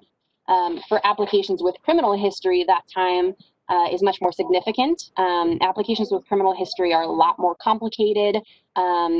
Hours and hours can be spent depending on the nature and complexity of the history, that they have, the disciplinary or criminal history that they have. So for the 24 applications that had history for the purposes of this desk study, the average amount of time spent for just an application with criminal history was 2.94 hours. So it's a pretty significant difference between a standard application and an application with criminal history. However, since there were since there's only about 11% of applications that have criminal history versus, the 194, the other 89% have that are pretty much just standard applications. The 2.94 hours doesn't, extend to all of the applications. It's just for the ones with criminal history. So for all apps on average, the total time spent from start to finish, from the receipt of an application till the day the license is issued, the total time for all staff members is approximately 64 minutes, so just over an hour to process an application. So I listed the processing times in hours because the billing rate is an hourly rate. And then I calculated the cost to the board per classification per application. So you can see the actual processing cost for an initial application comes out to $59.38, so approximately $60. So for the analysis, which is on the next page, page 4 or page 73, I believe. If we can move to that page. Okay, so I'll just kind of briefly go over these. Currently, the Accreditation Review Commission on Education for the Physician Assistant, so ARCPA, it's the National Accrediting Agency for PA programs. It has 16 PA programs in California, with another 6 programs applying for accreditation status. 238 PA programs in other states, with a total of 254 programs nationally, and according to the ARCPA, a projected 306 PA programs nationally by April 1st of 2023. With the increase in PA programs throughout the country, the board experienced an average of 9.87% growth in applications received from the previous 4 years. Specifically, just to kind of give you an idea of how much these are increasing, between fiscal years 15-16 and 16-17, the number of applications received increased by 15.75%. And more recently, between fiscal years 18-19 to 19-20, there was an 11.66% increase. So there are some pretty significant increases. And I have noticed, based on the data that the ARCPA has on their website, that it seems to be when there's a significant increase in the number of PA programs, approximately 2 years later, there's a significant increase in the amount of applications received by the board. And I think that that trend is going to continue exponentially as these programs increase nationally and in California specifically. For the fiscal impact, during the 2019-2020 fiscal year, this most recent fiscal year, the board received an average of 123 initial applications per month. So with an application processing fee as it currently stands at $25, the revenue for those applications is $3,075 per month. If we increase the amount of applications received by the average projected growth of 9.87%, the projected revenue for the initial applications at a fee of $60, which is what's proposed here, is $8,100 per month, giving the board a $5,025 per month increase in revenue and a yearly revenue increase of $60,300. So as for the recommendation proposed language for Business and Professions Code section 3521.1 and the motion on page 4, I actually collaborated with the regulations analyst, as I am by no means an expert on the laws and regulations, to come up with the information provided here. So if Will could maybe jump in and provide his insight into these particular sections, I would be greatly appreciated. Sure. Hi, this is Will McGuire, Board Counsel. So yeah, I was working with Sarah on this recommendation, and I guess I would just draw your attention to the proposed language that's underlined on page 72. So what we're doing in the proposal here is creating a range from $60 up to $500, and then within that, we will subsequently, need to fix that amount in regulation somewhere in that range. Right now, both in the statute and the reg, it's set at $25. So it's up for board, discussion, and this recommendation is subject to change based on today's discussion. If we think, $500 is too high, we just wanted to give maximum. My understanding is staff wanted to give maximum flexibility to the board for things to grow in the future and as costs go up. But I can let you know, most boards do have either an upper range, a not to exceed number like this, or a range with a floor and a ceiling. So that would be, coming in line with what other boards do, rather than fixing it at a set $25. So, one thing to consider and people can talk about is we do have, an application fee as well as an initial license fee currently. So keep that in mind when we're discussing what the right amount might be. But if you're okay with the amounts that we have a suggested motion below, and the subsequent regulations that would follow.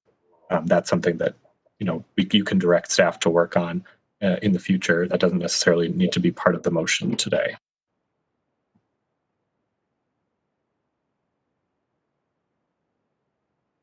Great. Thanks for that explanation, Will. And Sarah, does that conclude your report on the desk study? Yes, it does, unless anybody has any questions. Okay, comments or questions from board members?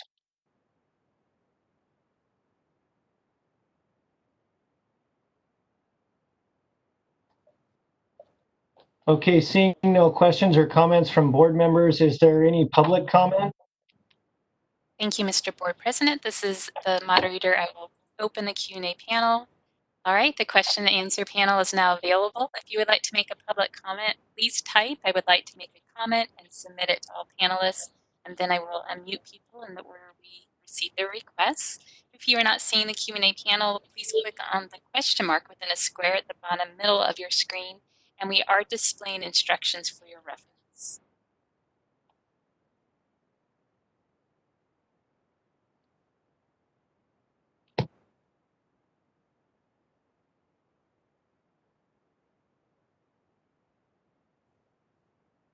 This is the moderator, and Mr.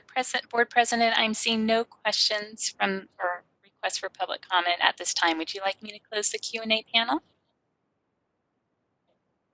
Yes, please, that would be great. And I'm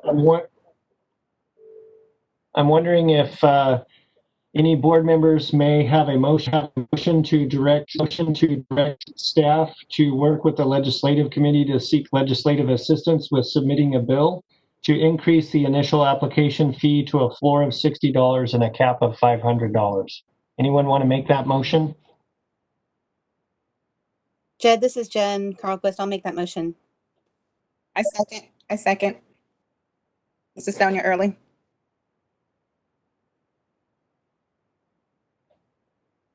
Okay, hearing both a motion and a second as I read it. Any further discussion from the board?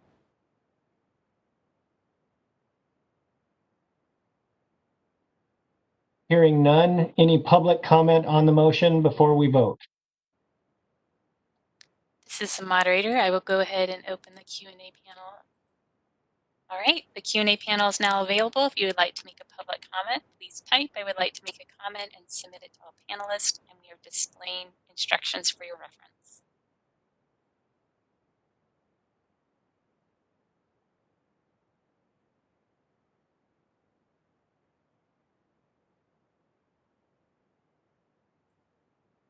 This is the moderator, and I'm seeing no requests for public comment. Mr. Board President, would you like me to close the Q&A panel? Yes, please. And Rosanna, will you call the vote? Yes. Charles Alexander, Aye. Juan Armenta, Aye. Jennifer Carlquist, Aye. Sonia Early, Aye. Javier Escobar Acosta, Aye. Jed Grant. Aye.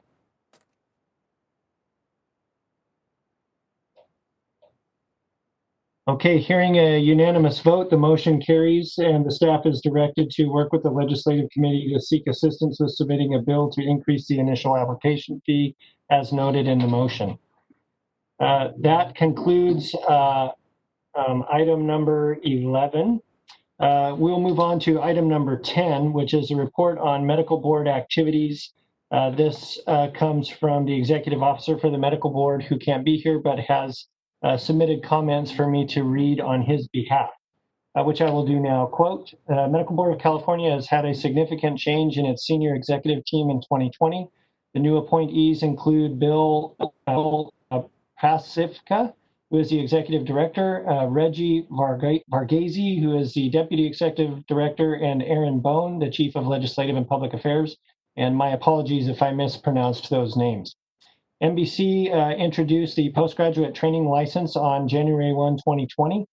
This has a resultant in a significant increase in the number of license applications received, more than 70%. The Medical Board of California is devoting additional resources and developing processing efficiencies to deal with this surge in applications. Such processing efficiencies include accepting electronically notarized documents from NotaryCam, electronic submission through NBC Direct Online Certification System portal, and the acceptance of electronic transcripts through approved services such as Credential Solutions, ScriptSafe, Parchment, and the National Student Clearinghouse, as well as acceptance of e-diplomas from CE, Credential, Trust, and Parchment. The NBC Consumer Information Unit has experienced a steady increase in the number of calls during 2020. NBC funding condition continues to deteriorate. The reserve is projected by the end of the fiscal year to be less than 1 month. Complaints volumes remain at historically high levels. As a result of COVID-19, a significant number of staff are teleworking. NBC has significantly increased its remote working capability and will continue to invest in this area. Productivity has been maintained despite disruption to working conditions. The Medical Board of California has recently been informed that its previously scheduled sunset review will be this calendar year, with a sunset review questionnaire expected to be received shortly. At the top of the agenda for NBC and the sunset review is to develop strategies to address its funding deficit and look for greater efficiencies in managing its enforcement activities. Medical Board of California has been concerned about rising costs and enforcement going back a number of years, end quote. Is there any comments from board members on the report from the Medical Board of California?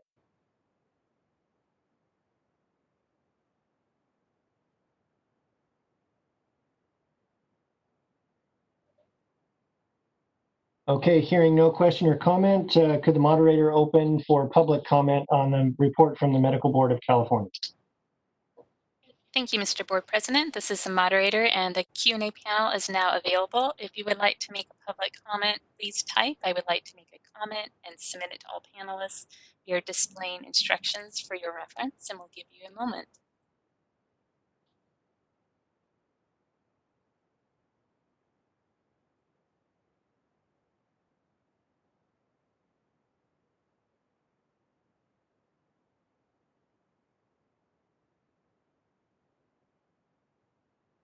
This is the moderator and Mr. Board President. I see no requests for public comment at this time. Would you like me to close the Q&A panel?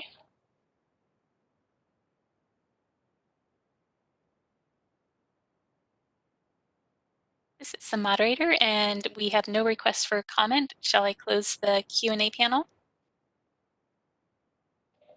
Yes, please. Thank you. Appreciate that. That concludes item 10 on the agenda. We need to stop at noon for a lunch break. So looking at items and the amount of time that they may take as we cover them, I think we'll move to item 16, which is the Education and Workforce Development Advisory Committee. Dr. Alexander and I are on this committee, and I can give a report on this. So in the packet, that should be under item 16. If we could put that report on the screen.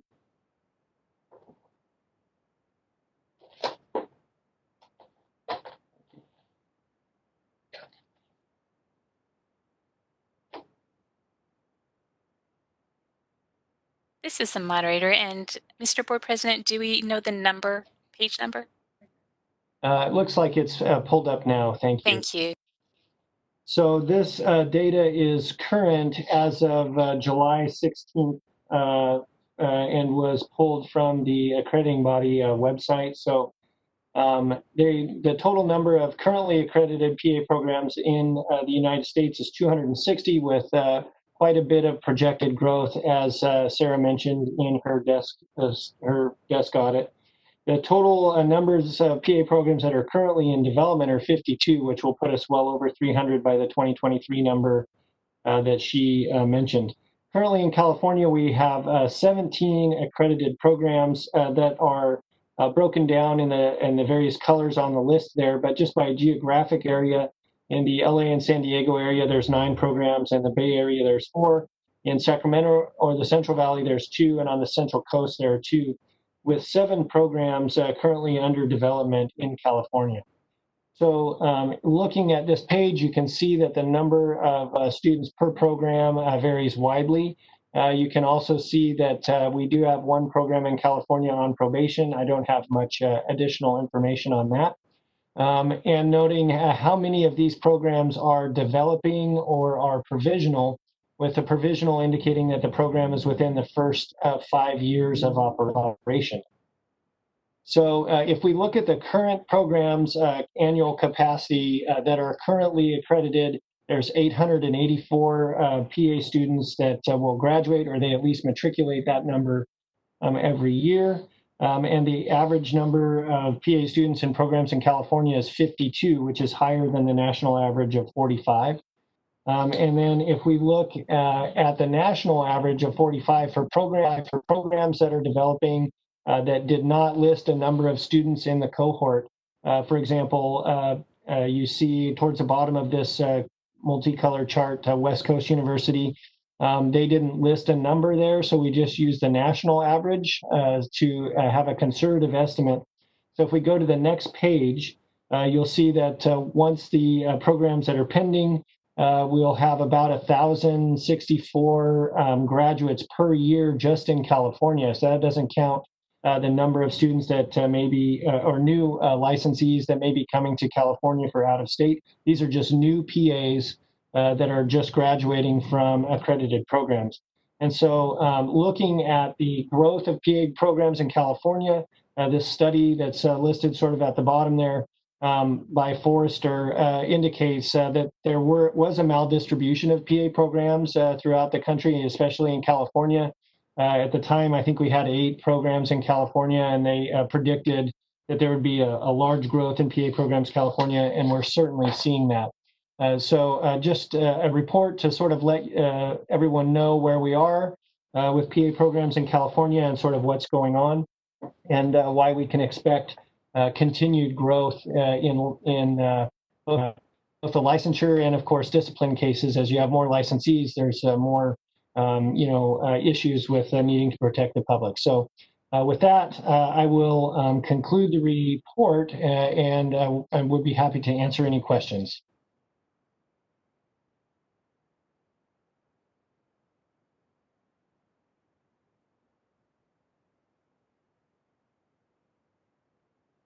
Okay, hearing no questions from the board members, can we, to the moderator, can we please open this for public comment or questions? Thank you, Mr. Board President. This is the moderator, and the Q&A panel is now available. If you would like to make a public comment, please type "I would like to make a comment" in the field in the lower right-hand corner of your screen and submit it to all panelists. We are displaying instructions for your reference.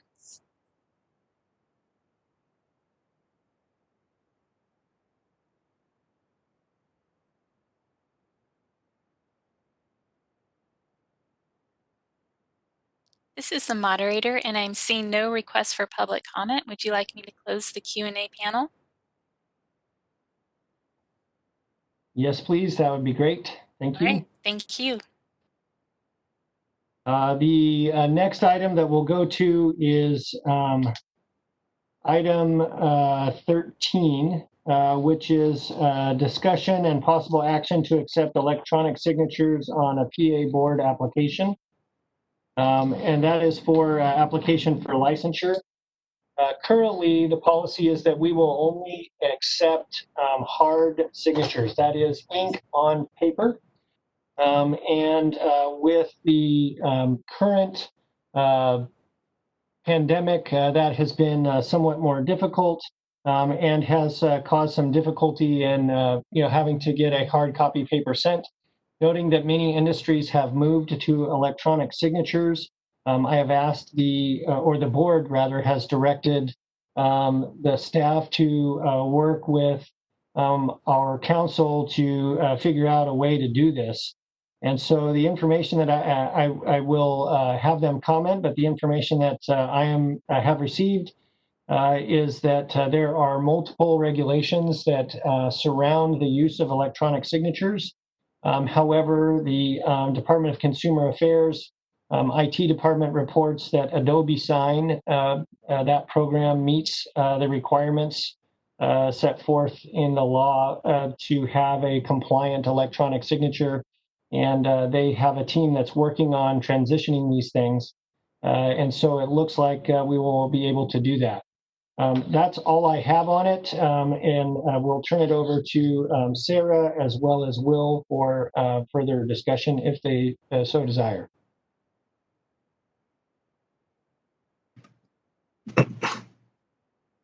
Hi, this is Will, Board Counsel. I don't have much to say other than what Jed stated. There are requirements for electronic signatures in Secretary of State's laws and regulations and government code. which, I'll just very briefly summarize for you. It needs to be, the electronic signature needs to be unique to the person using it, capable of verification, under the sole control of the person using it, linked to the data in such a manner that if the data are changed, the digital signature is invalidated, and conforms to other regulations adopted by the Secretary of State, which I'll bore you from, but they involve crypto system, asymmetric crypto system, and things like that. So from my conversations with the Chief Technology Officer, he assures me that the Adobe Sign program does meet those requirements, and it will be available for boards and bureaus to start using if they so choose. He recommends that we start using it. And that's pretty much all to share. I mean, obviously a wet signature is much easier to sort of prove the veracity of when we're asking someone to sign something under the penalty of perjury. Mostly, courts and other reviewing bodies don't really get into examining whether the ink that they put on the page really is their signature and whether it was unique or verified. But however, under the laws, electronic signatures have a lot more, call them hoops to jump through. But in general, that is the way that most boards are going to be probably moving in the next year, according to IT. So just wanted to throw that out there. Where if we want to use Adobe Sign, we are likely on solid legal ground to do that. So I'll leave it at that and let maybe Sarah, if she wishes to, or anybody else talk about kind of the operational efficiencies that it could bring. Yeah, I don't really have any comments on this section. Okay, thanks, Sarah. Any further comment from board members? Hi, this is Sonia Early. I think it's a must that we move towards electronic signatures. I don't think we can do business going without it. Thanks. Any further comment from board members? Any public comment on the possible action to adopt electronic signatures? Thank you, Mr. Board President. This is the moderator, and the Q&A panel is now available. If you would like to make a public comment, please type, "I would like to make a comment," and submit it to all panelists. We are displaying instructions for your reference. And while that's happening, we can still make a motion and second it and put it on the table for public commenters to comment on, unless we want to do that again after a potential motion. Unless we want to do public comment again after a potential motion. I'd like to make a motion to move forward with accepting this. And this is Sonia Early. So Sonia, just for the staff, could you clarify your motion? Are you directing the staff to work with DCA staff in transitioning to being able to adopt electronic signatures? Yes, that is correct. Okay, looking for a second.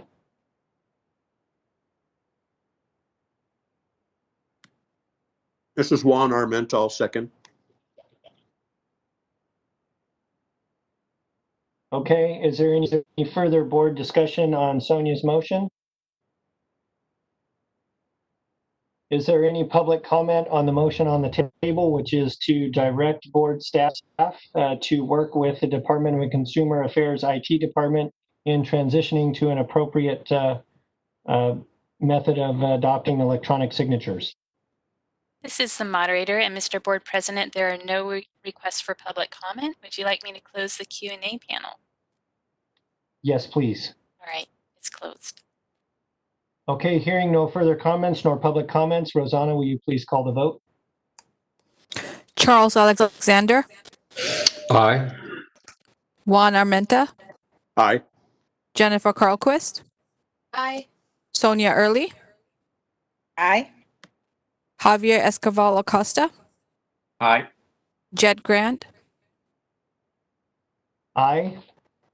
So hearing a unanimous vote, the motion carries.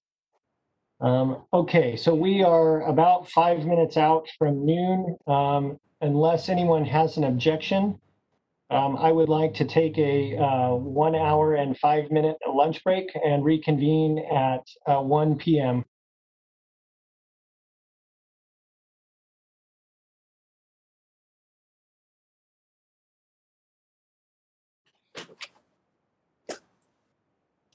Rosanna, can you please call the roll?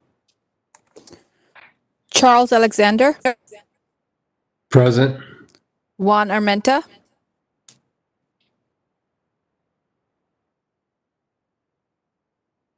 Juan Armenta, This is a moderator. I just see that Juan dropped off and he's in the attendee, so I'll make him a panelist, and Juan should be able to do a mic check now.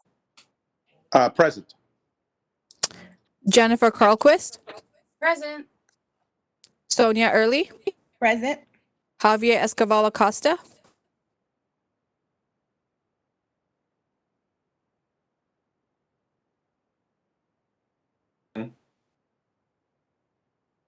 Jed Grant. I am still here, so it appears we have a quorum and everybody's able to communicate. We'll reconvene the PA board meeting, and we'll move on to the next agenda item, which is going to be number 12, discussion and possible action to adopt electronic verifications, which are submitted to the board from other agencies. And I think this is particularly in relation to licensing. So we'll have Sarah take this one. Hi everyone. Thank you, Jed. Okay, so I'll try to keep this quick. And again, I'm just gonna just discuss this, and then if you have any questions, just write them down while I'm talking, and then we can, have you guys ask them at the end.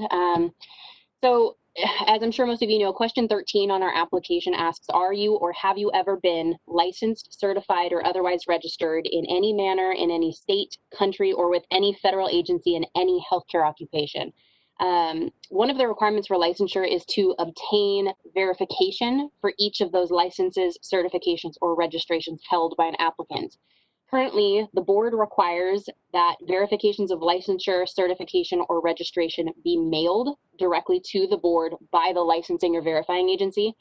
But in the event that a licensing or verifying agency provides a statement to the board informing the board that they no longer provide mailed verifications, but rather only provide electronic verifications, the board has no choice but to make an exception and allow electronic verifications to be received by those agencies. At the moment, because of those exceptions, the board is accepting electronic verifications from 31 different agencies in 27 different states, so more than half the country.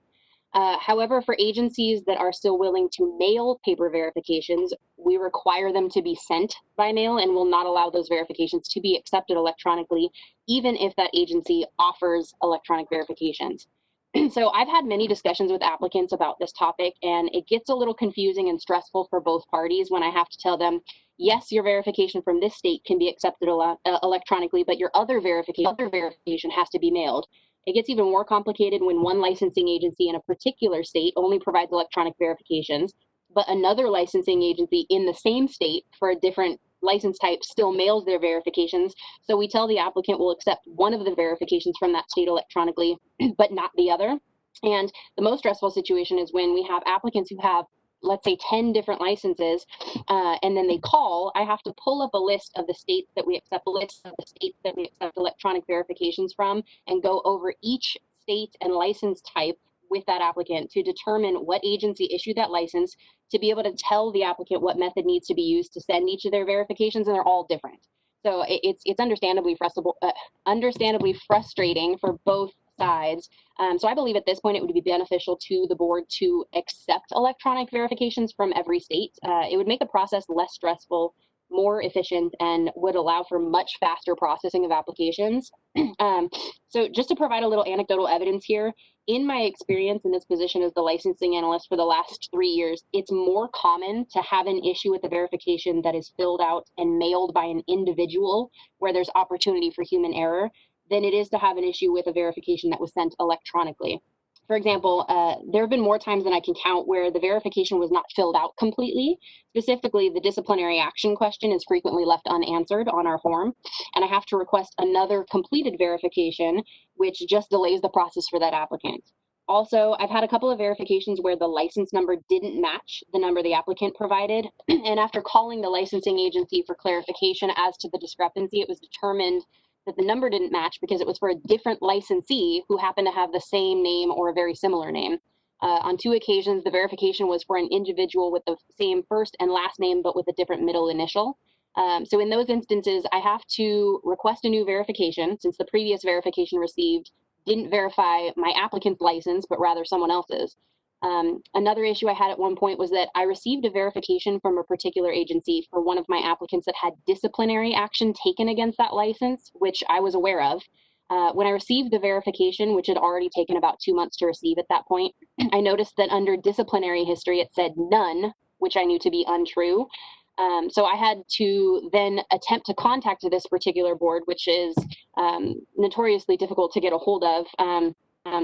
Luckily, someone responded pretty quickly, apologized for the oversight, was super nice about it, and sent a new verification. But again, had I not already known that this individual had disciplinary history with this license, I would have simply accepted the inaccurate verification unknowingly, which could potentially put the consumers of California at risk.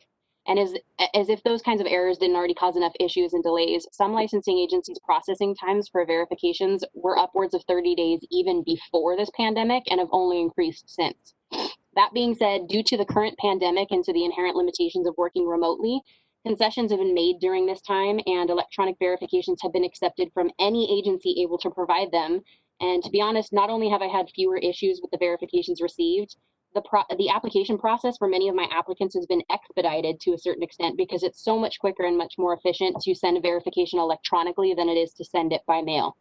So just kind of in conclusion, considering how many states have already implemented electronic systems for verification of licensure, along with the fact that most other states are following suit and will probably exclusively provide electronic verifications in the near future, I really think now is a perfect time to reassess this requirement for mailed verifications. And if this change is implemented after this discussion, we would have to make very minor changes to the PA7 form and the application instructions and general information simply to remove the statement that faxed or emailed copies are not accepted. I believe that faxed should still not be accepted because we can't verify what agency it came from. But if we make this change to allow for electronic or emailed verifications from those licensing or verifying agencies, then we would just have to make those minor changes on those 2 forms.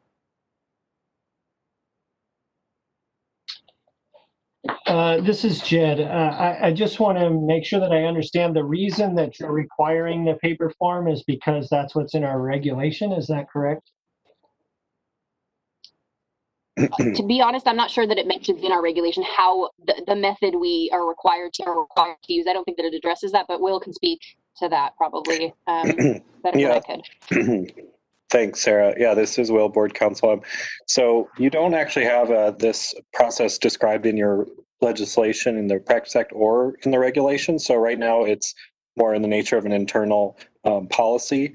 That said, we do want to put some of these requirements in reg, and we have an item that addresses this later on in the agenda that we'll want to talk with you about, depending on the outcome of this item and whether it's your suggestion that we go forward and accept electronic verifications from other agencies.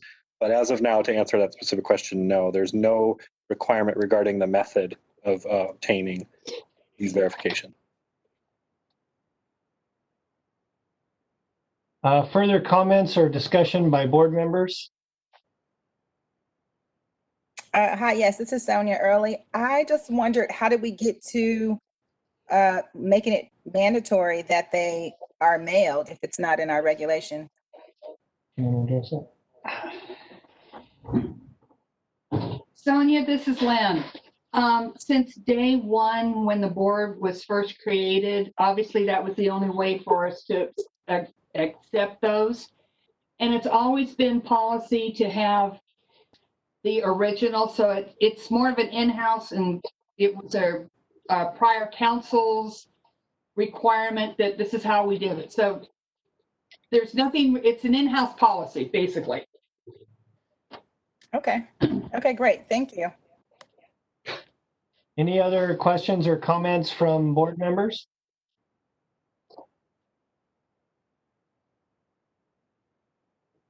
Would any of the board members like to make a motion to direct staff to make appropriate changes to the application and 1399.506 to accept electronic verification of documents in the application process?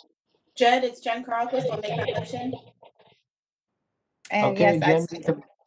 Okay, so motion by Jennifer and second by Sonia to accept electronic document verification as well as change the application and 1399.506. And we can defer the actual language on 506 to another agenda item where that's already being discussed. Any further comments by board members? And if we could direct the moderator to open for public comment before we vote also, please. Thank you, Mr. Board President. I have opened up the Q&A panel. If you would like to make a public comment, please type "I would like to make a comment" in the lower right-hand corner of your screen and submit it to all panelists. We are displaying instructions for your reference. If you do not see the Q&A panel, please click on the question mark within a square at the bottom middle of your corner. We'll give you a moment to access that feature.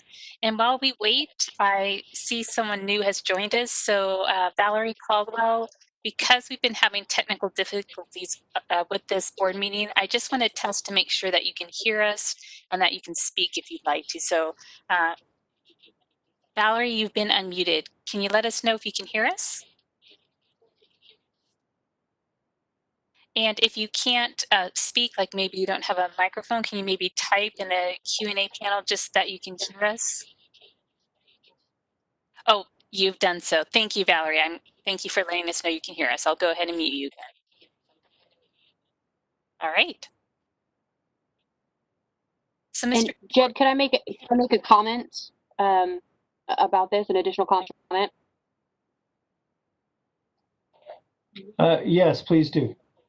Okay, I just wanted to make it clear that when we're saying that we're accepting electronic verifications, that we're specifying that we're accepting them electronically from the licensing or verifying agencies and not from the applicants themselves, because the applicants do have the opportunity to send us verifications electronically through online lookup portals or systems that these licensing agencies have. And you know, I think that the requirement should still be that it's verified by the agency itself, not the applicant, just to avoid any potential for you know, altering any documents. So not the okay, thank you, Sarah. Potential for you know, altering any documents. Would you, Sonia? Would you and Jen? Would you like to modify the motion to note that verification is only accepted from official sources, not from the licensee? Yes, Jed, I'll change that motion. This is Jennifer. And I would like to second that again. Okay, so the motion is modified that electronic verification is acceptable from official bodies, not from the licensee, and that will make the appropriate changes to the application and the appropriate regulation, which is 1399.506. Any further public comment on that since the motion was changed? This is the moderator, and I am seeing no requests for public comment at this time. Would you like me to close the Q&A panel? Yes, please. All right, it's been closed. Okay, Rosanna, could you call the vote, please? Charles Alexander, Aye. Juan Armenta, Aye. Jennifer Carlquist, Aye. Sonia Early, Aye. Javier Escobar Acosta, Aye. Jed Grant. Aye. Okay, it sounds like the voting on the motion was unanimous and the motion carries. So the staff will be directed to change the rate. So the staff will be directed to make the changes listed in the motion. Next, we will move to item number 8, which is discussion and possible action regarding the board's authority to approve controlled substance education courses, which is section 1399.610 of the California Code of Regulations. So I requested that this be put on the agenda because currently the way the regulation reads, if a if a person that is offering a controlled substances education course self-identifies that they meet all of the requirements of the regulation, then they are deemed automatically approved by the board. And while that worked okay for some time, what we've noticed now is that some providers of the course are actually not meeting the regulation. And we don't currently have a process in place where we verify with any great detail that they are doing that, other than requesting documents from the provider.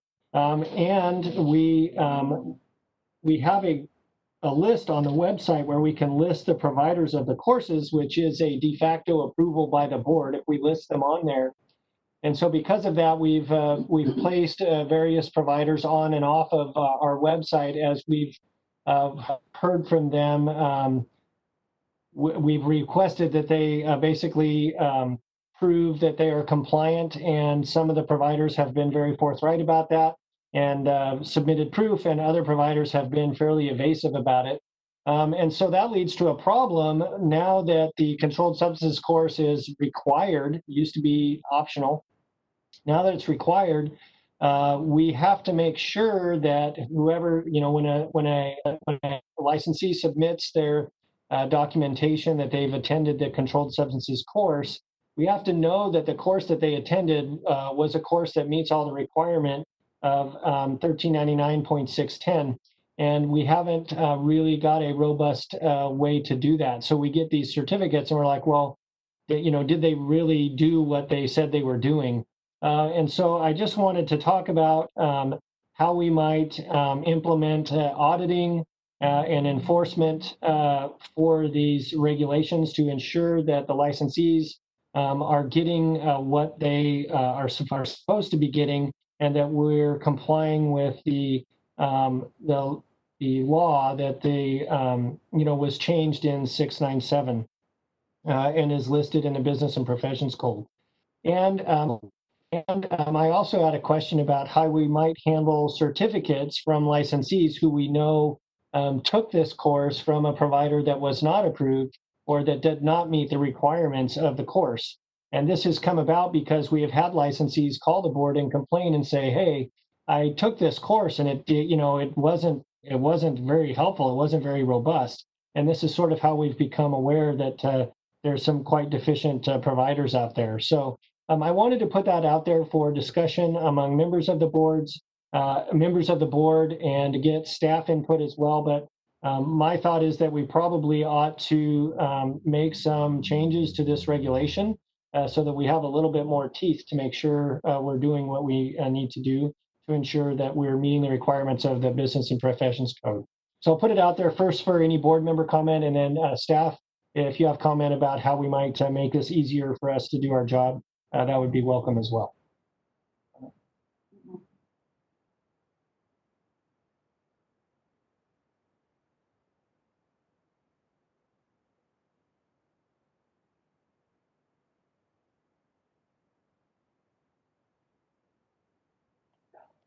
Okay, hearing no board member comments, I want to turn it over for public comment, but I think what I'll do actually for public comment is hold.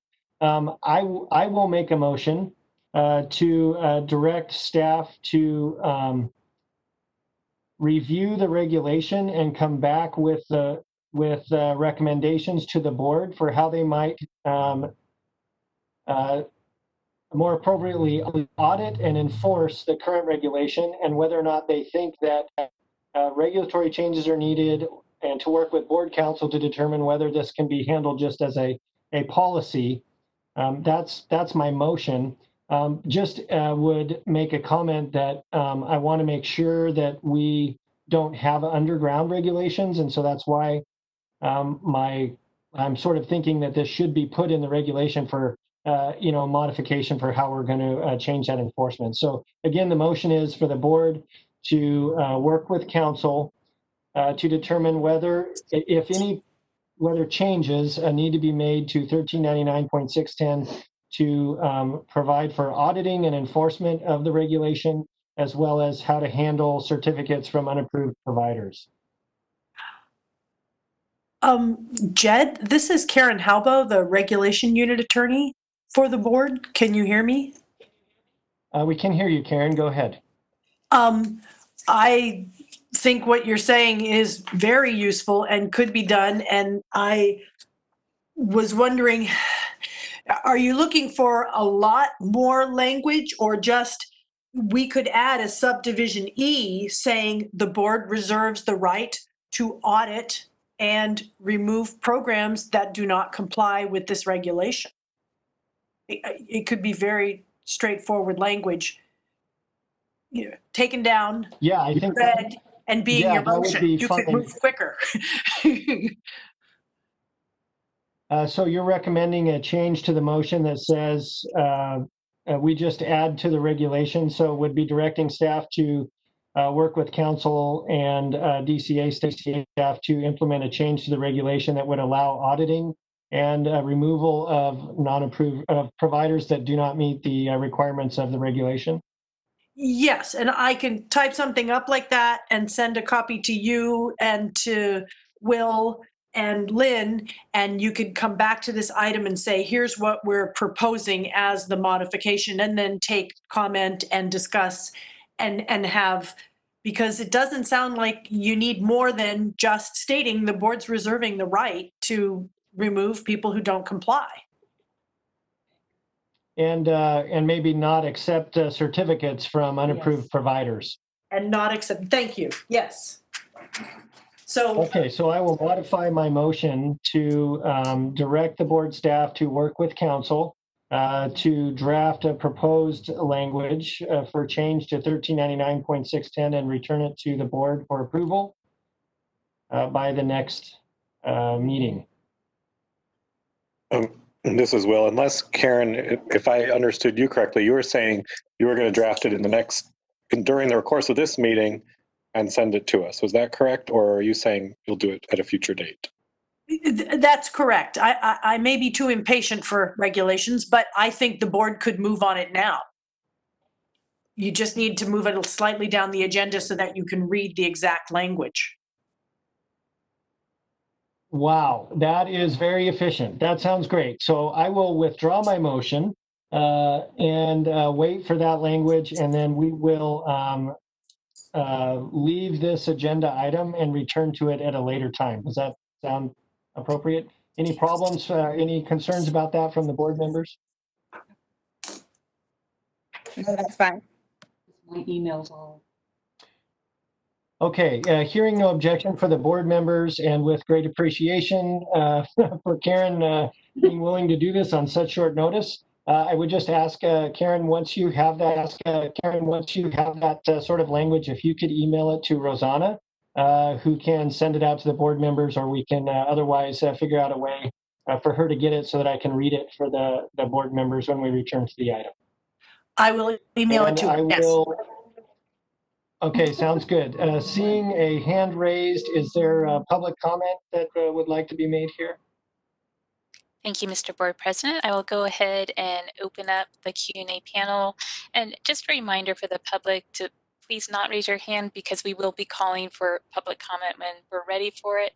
The Q&A panel is now available, and if you'd like to make a comment, please type, "I would like to make a comment," and send it to all panelists.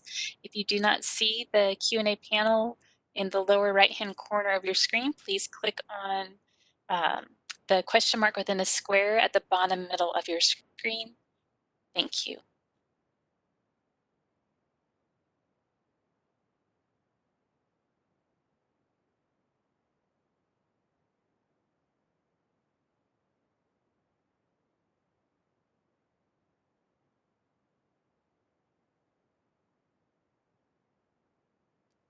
This is the moderator, and I am not seeing any requests for public comment, but since Julie has her hand up, I'm going to go ahead and unmute her in case she does have a question and is somehow unable to access the panel.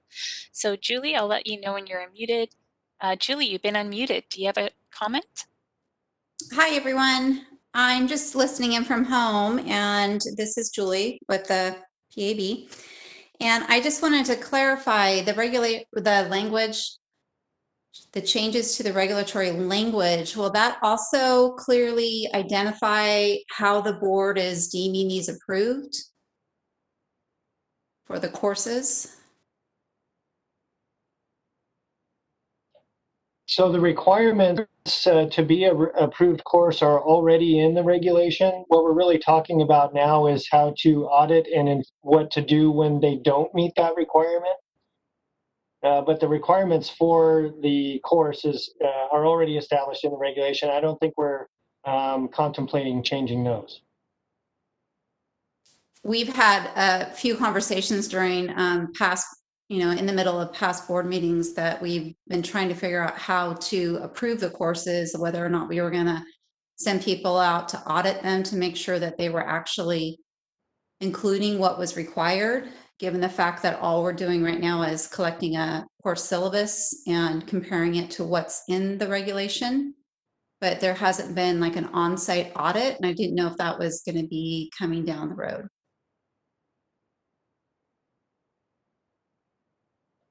Yeah, I think I think that's a great idea. I think Karen is going to draw up some proposed language for us shortly here that we could add to 610 that would say, hey, we're going to audit and it will remove providers that don't meet this requirement, and also include some language about how we'll handle certificates from licensees that attended a non-approved course. So that's what we're looking at to strengthen the enforcement aspect of this a little bit. I think once we get the language back from Karen, we'll be better able to sort of determine if that works. So I'm glad you're on the meeting, and look forward to your input once Karen gives us that proposed language when we come back to it later in the meeting. Okay. All right, thank you, Julie. And that is the end of requests for public comment. Would you like me to go ahead and close the Q&A panel, Mr. Board President?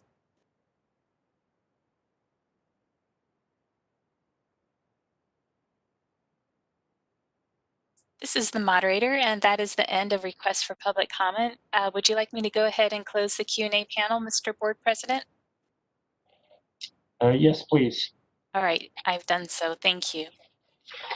Okay, next we will move to item number 9, which is the executive officer recruitment and selection process. And so we have someone from the Human Resources Department here to talk to us about that.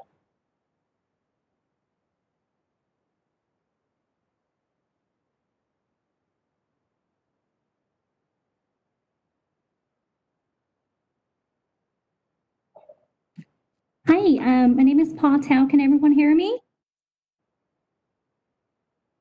Yes, we can. Thank you. Okay. I believe we were moving this to the closed item, but if you guys like, we can talk about this now. So parts of this might be discussed in closed session, but my understanding, and Will, maybe you can give some input here, was that we were required to have a public review of the description of the job position to make sure that that is approved by the whole board. And then appointment of a search committee, as well as any amendments to the duty statement, and maybe appointment of an interim or acting executive officer. That had to be done in open session. Is that correct? I think you're exactly correct, Jed, except for the last part. I believe we're going to discuss the interim executive director in closed session, but everything else we were planning to discuss that you mentioned, we're planning to discuss in open session. Okay, great. Thanks, Will. Pa, does that clarify for you? Yes, this works. Thank you. Okay, so we'll get started. Good afternoon. My name is Paul Tao, and I am the Classification and Recruitment Manager within the Office of Human Resources for the Department of Consumer Affairs. So during today's session, I will be providing an overview of the Executive Officer recruitment and selection process. We'll be reviewing the duty statement and recruitment announcement to obtain your feedback and suggestions. I will begin with the Executive Officer recruitment selection process at this time. If you have any questions along the way, please use the hand raise icon and I will make sure to answer those questions as we go along. So the executive officer recruitment and selection process will require 2 members who will have time and interest to participate in the selection process. We do plan to formally appoint a search committee in today's meeting. After the executive officer recruitment overview, we'll have an opportunity to review and finalize the duty statement and recruitment announcement, which will be used for the executive officer advertisement. The executive officer recruitment is typically advertised for 30 days and will be advertised on CalHR's platform, but may be advertised externally, such as through the Capital Morning Report. So if you choose to also advertise outside of the CalHR platform, just let me know when we are getting ready to release the executive officer advertisement. During the advertisement period, I will work directly with the search committee to determine application screening, interview questions, and potential interview dates. I will serve as the contact person on the advertisement and will provide the search committee with applications received each Friday on a flow basis. The search committee will review and screen the applications received based on the desirable qualifications to determine candidates for initial or final interviews. Depending on the number of applications received, if initial interviews are recommended based on a large candidate pool, they will be conducted with the search committee.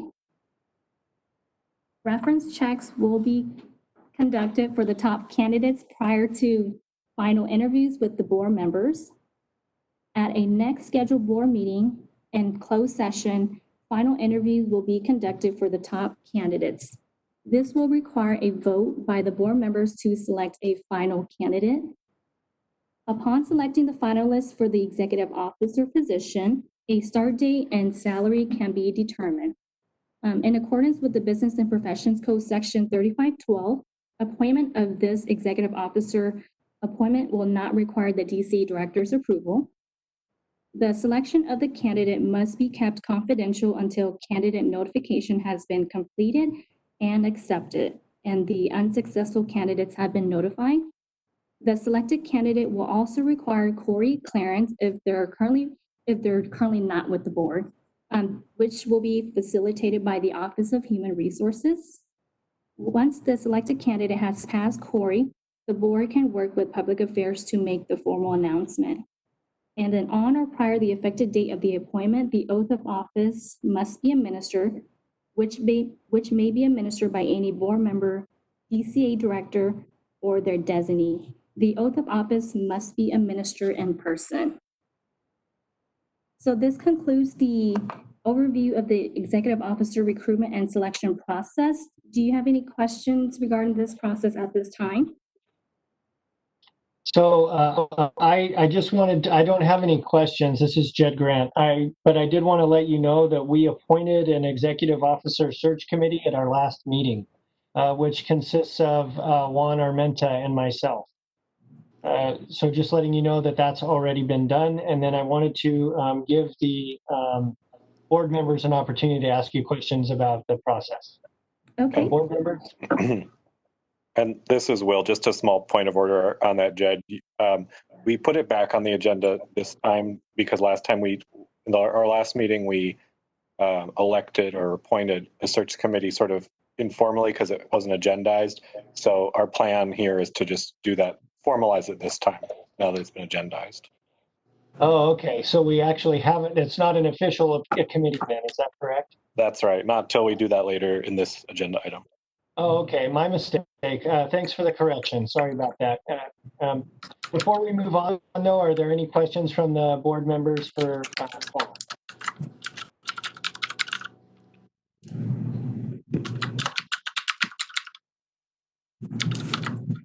Hearing only typing, but no questions, I will say that we're probably good to continue, Paul. Thank you. Okay, thank you. So next, I'd like to review and go over the proposed duty statement and recruitment announcement that was recently provided for your review.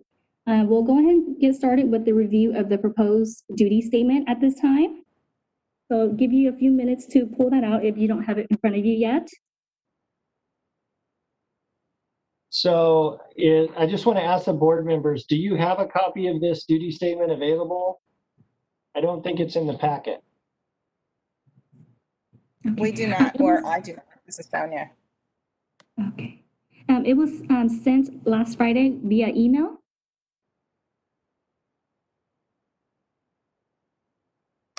So if the Yeah, board members, this is Charles. I do have a copy. Okay. so if the board members want to take a moment to check their email from last Friday, they should be able to pull this position description from their email.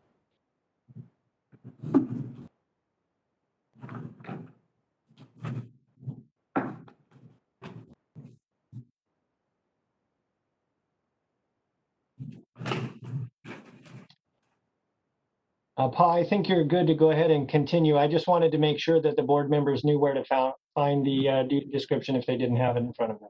Okay, thank you. All right, so we'll get started with the review of the general statement. So as you can see, minimal changes have been made to the overall duty statement. The proposed changes have been highlighted in yellow for your review. So a couple of things have been striked out on top on the general statement. So we'll review that section first. Please let me know if you have any edits or feedback on that.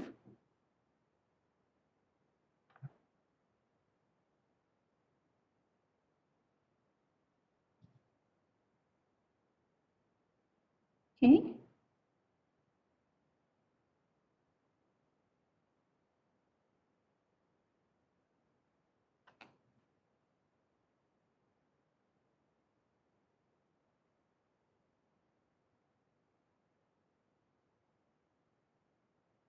All right, so we'll move down to section A, specific activities. This section outlines the specific activities that will be performed by the executive officer.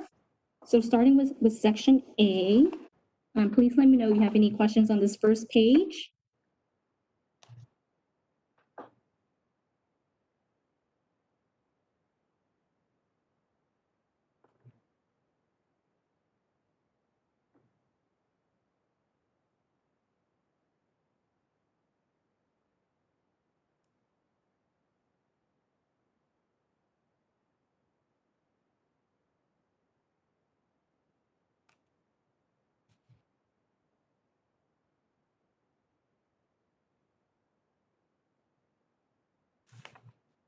Not hearing any comments, I think we're good to go on to section B. Okay. All right, so in section B, let me know if you have any questions regarding section B, C, and D on the second page.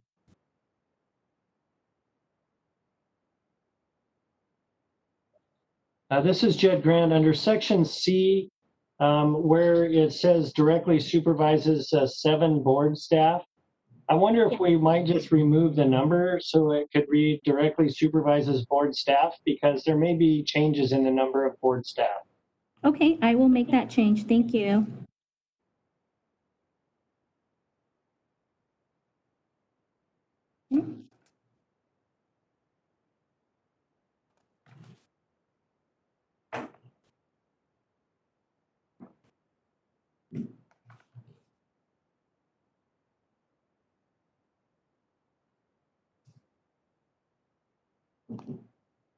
So it looks like I'm not hearing any changes. We'll go on to page 3.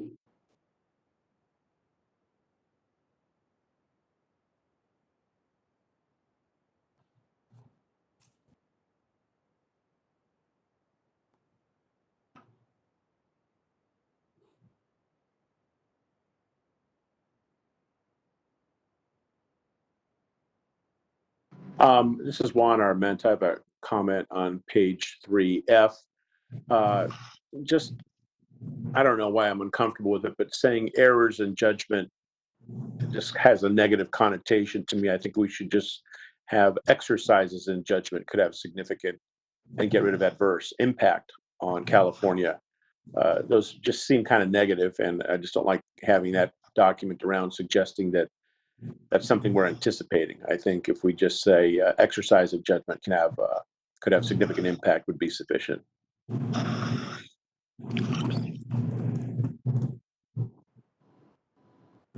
Okay, I will make that update.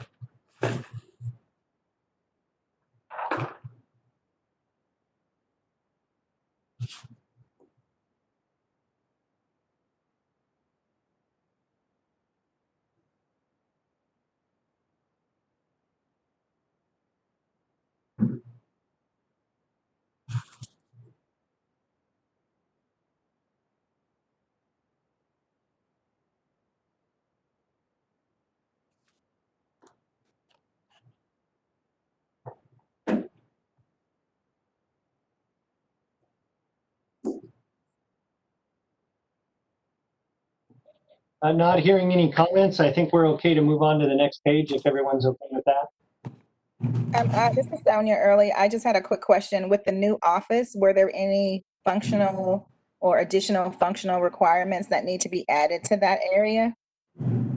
If not, we can move on, but I didn't know if the new facility had different requirements that may need to be added.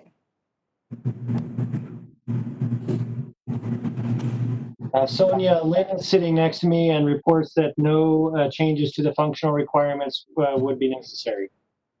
Excellent. Okay.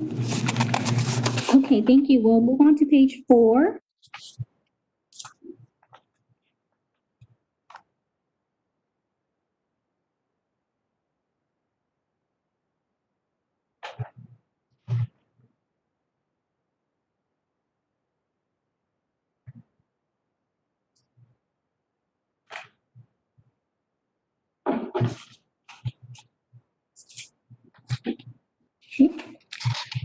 All right, so before we have the board vote on the final product, including the changes made now, I'd like to go over the recruitment announcement document first.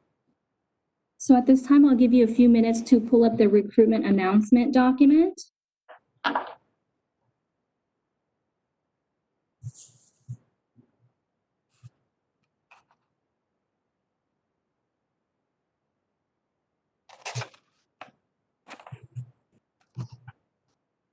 So most of the information listed at the top here is straightforward information, but I do want to point out the desirable qualifications and experience section. I'd like to review this section.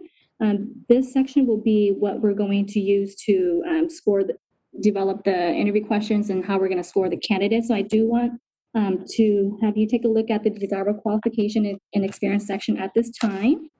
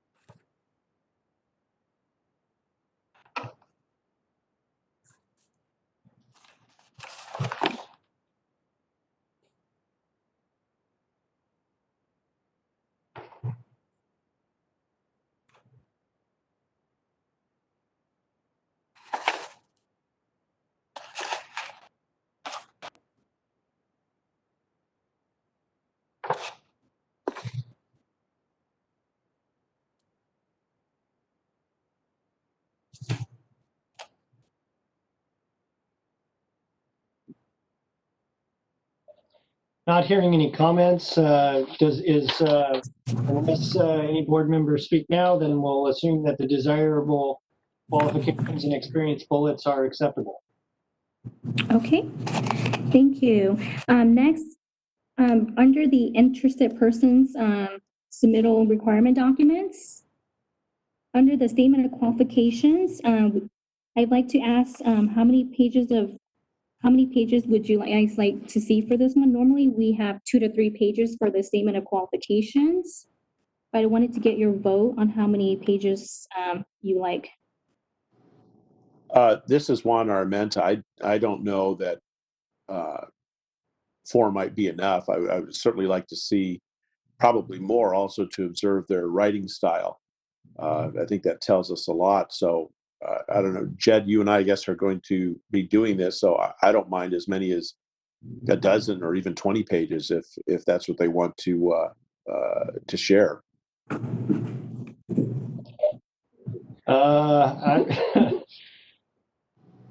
Well, you know, I would say I like the not to exceed. Preferring brevity. Maybe we could find some middle ground there.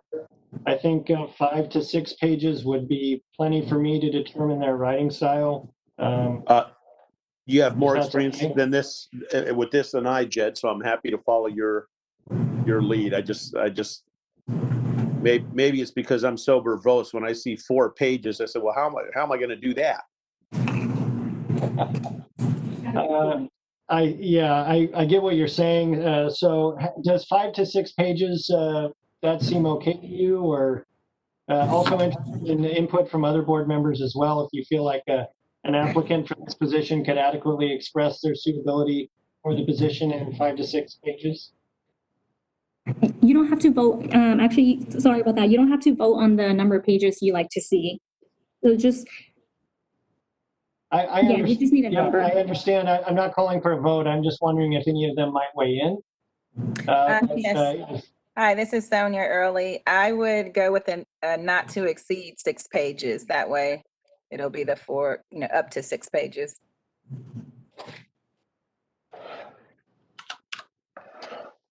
Okay. Comments from other board members? Okay. Juan, if you're okay with that, I'm okay not to exceed 6 pages. Does that sound acceptable? Yes, I think I'm jaundiced by the fact that sometimes I get paid by the word, so that's fine. Okay, thank you. Okay, thank you. And as I mentioned earlier regarding the executive officer recruitment, this advertisement will be out for will be advertised for 30 days. So on the last page, I will once we get ready to release this advertisement, I'll go ahead and put in the month and the date here, 30 days out from when we release it. All right, are there any questions regarding the recruitment announcement at this time? Okay, so at this time, I'd like to have a motion for the board members to vote on the changes made to the duty statement.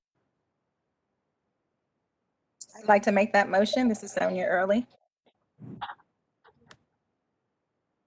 Do we have a second? I'll second it, Charles Alexander. Okay, the motion is to approve the changes requested by the members of the board to the duty position statement as well as the job announcement. Any public comment? Thank you, Mr. Board President. I will go ahead and open up the Q&A panel. All right, the Q&A panel is now available. If you would like to make a public comment, please type, "I would like to make a comment," and send it to all panelists. If you are not seeing the Q&A panel, please click on the question mark within a square at the bottom middle of your screen, and you should see it appear to your lower right. We are displaying instructions for your reference, and we'll give you a moment to access this feature.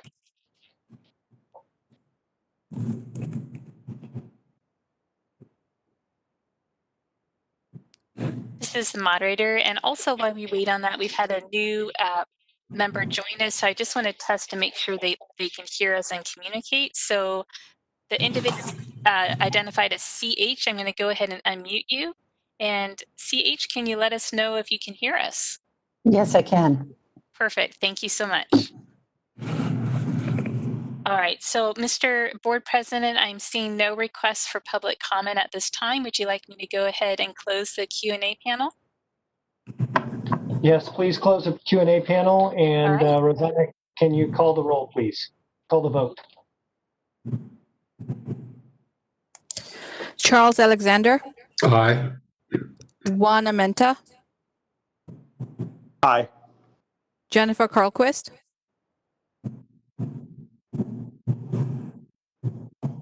Jennifer Carlquist.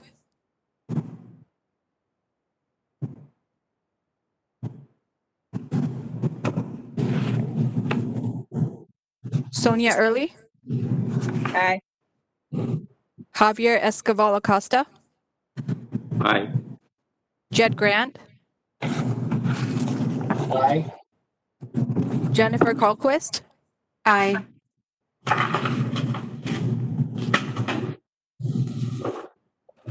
Okay, it appears the vote is unanimous. The motion carries, and those changes will be made to the position announcement and the job description.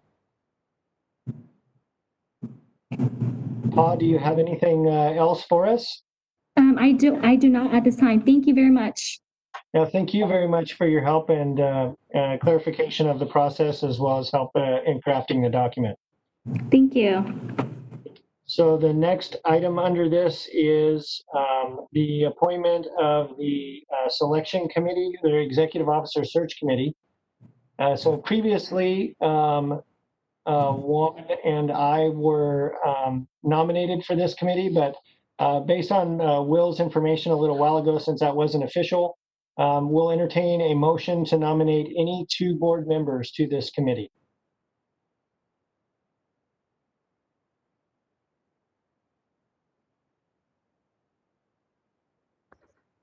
Jed, I'll make a motion to nominate you and Juan. This is Jennifer. This is Sonia Early. I'll second. Okay, thank you. So any further comment by board members? Any public comment on myself and Mr. Armenta serving as the Executive Officer Search Committee? This is the moderator, and thank you, Mr. Board President. The Q&A panel is now available. If anyone would like to make a public comment, please type, "I would like to make a comment," and submit it to all panelists. We are displaying instructions for your reference.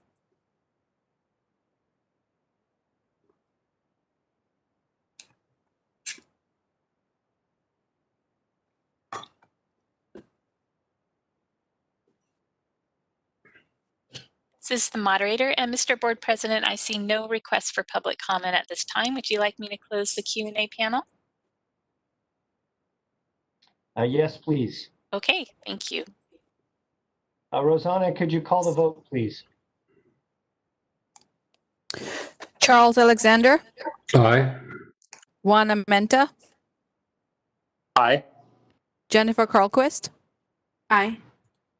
Sonia Early, Aye. Javier Escoval Acosta, Aye. Jed Grant. Aye.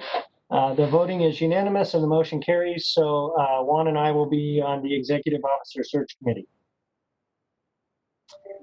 That looks like it concludes item 9 for the Executive Officer recruitment and selection process, noting that in closed session, we may appoint an acting or interim executive officer. It looks like we can return to item 8. Karen, if you could provide a description of what you wrote for discussion. Okay, I will do that. Pulling it up on my screen.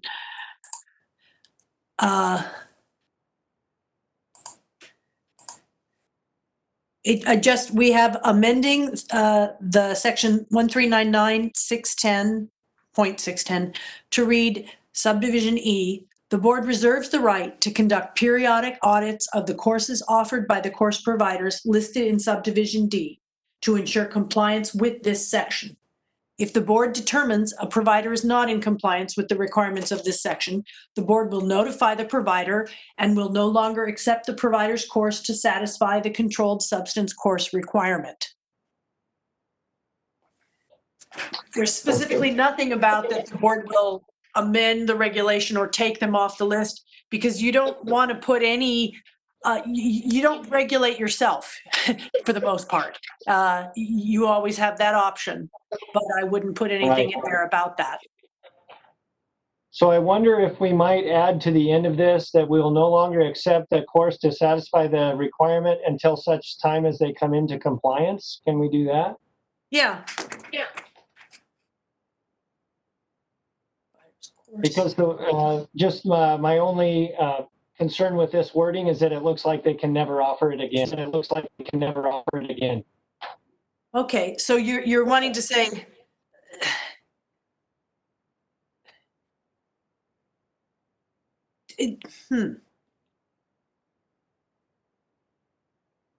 So would do you want to have it that the board has to, that the course provider has to prove that they are now in compliance to get, how are you looking for that? Could you repeat the language you'd said? Sure, just at the end of the sentence where it's after requirement, just add until, quote, until such time as the provider can demonstrate compliance. Okay, got it. Yeah.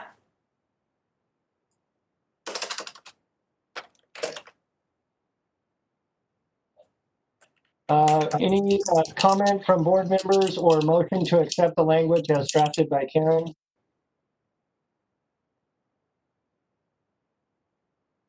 This is Juan Arment. I'll move as President Grant suggests. This is Sonia Early. I'll second.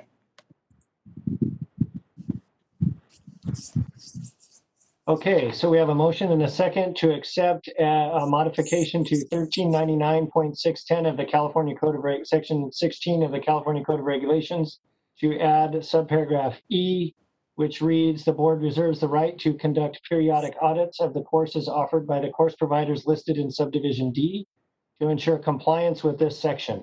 If the board determines a provider is not in compliance with the requirements of this section, the board will notify the provider and will no longer accept that provider's course to satisfy the controlled substance course requirement until such time as the provider is able to demonstrate compliance. Any public further comment by board members? To clarify the motion that's on the table, Jed, would you be directing or authorizing the executive officer to take all steps necessary to initiate the rulemaking process, make any non-substantive changes to the package, and set the matter for hearing? Yes, I will modify my motion to say that. I should have said that in the beginning, but yes. That's okay. We're doing this one kind of on the fly, so. Yeah.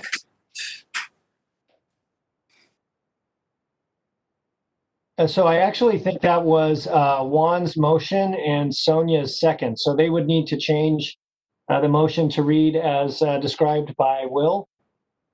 I make the motion to amend my my motion to comply with Will's parameters. I second Sonia Early. Okay, further comment from board members?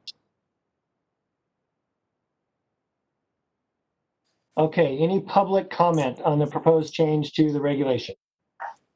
This is the moderator, and I have opened up the Q&A panel. If you would like to make a public comment, please type "I would like to make a comment" in the lower right-hand corner of your screen.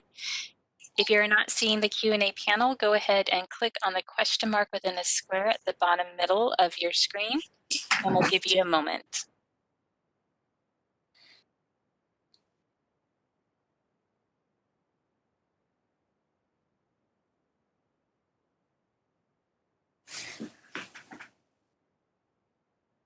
This is the moderator, and I am seeing no requests for public comment. Mr. Board President, would you like me to close the Q&A panel? Yes, please. All right, thank you.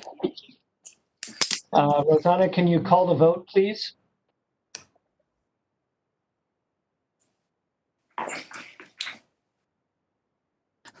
Charles Alexander, Aye. Juan Armenta, Aye. Jennifer Carlquist, Jennifer Carlquist, Sorry, the mic wasn't letting me unmute. Aye.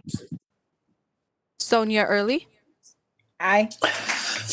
Javier Escobar Acosta, Aye. Jed Grant, Aye.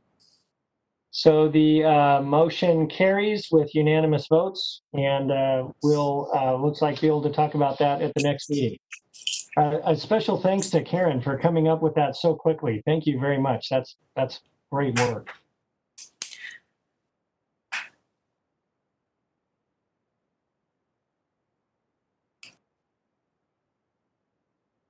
Okay, let's move on to item number,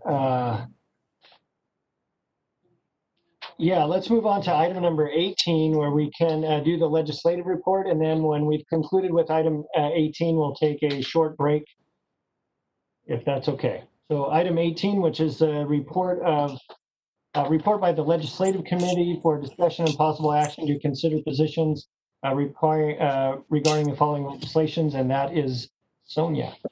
Yes, hi.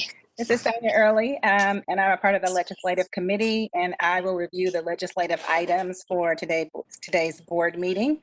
I'll start off with AB 193 by Patterson regarding the professions and vocations, and as of January 31st, that bill is dead. Moving on, AB 289 by Fong. That's regarding the California Public Records Act Ombudsman. January 31st, that motion is dead as well.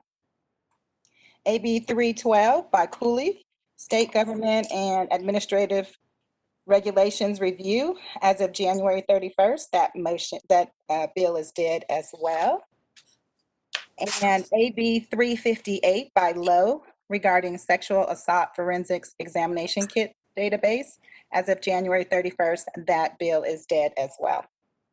AB 544 by Bro, Professions and Vocations, and that's regarding inactive license fees and accrued and unpaid renewal fees. As of January 31st, that bill is dead. AB 613 by Lowe, the Professions and Vocations regarding regulatory fees. That bill is active and it's in committee process now, and it was last amended June 29th, 2020.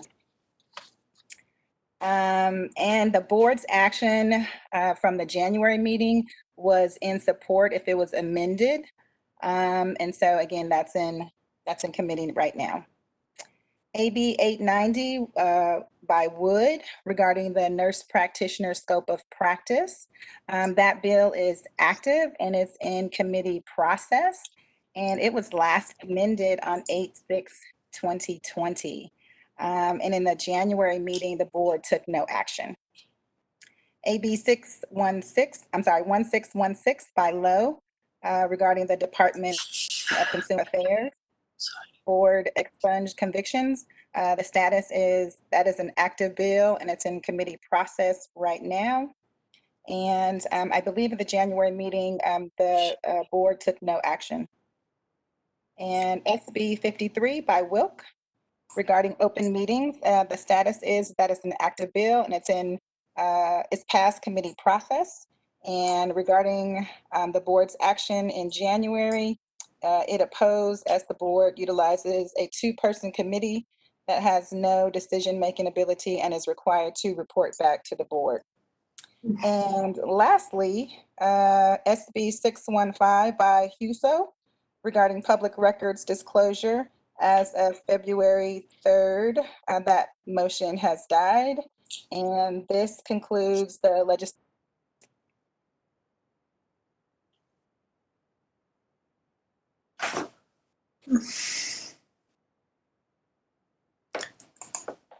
Okay, thank you, Sonia. I just have a couple of comments on the. Can you refresh my memory on which legislation we took a support if amended position on? Repeat that again. Which one of those bills did we take a support if amended position? Oh, that was, let me see, AB 613 with Low Professions and Vocations. And in January meeting, support if amended to include the ability to increase fees due to operational needs via the Administrative Procedure Act. Okay. And for the oppose, did we told them the reason we opposed, but we didn't give any further explanation? Is that correct? No, that is all that I have at that point. And I think that it has undergone some revisions from what I read. Okay. So It looks like no letters were sent to any of the authors on the board's position. So would like the board to discuss whether or not they think we should send letters to the authors to let them know our position on these bills.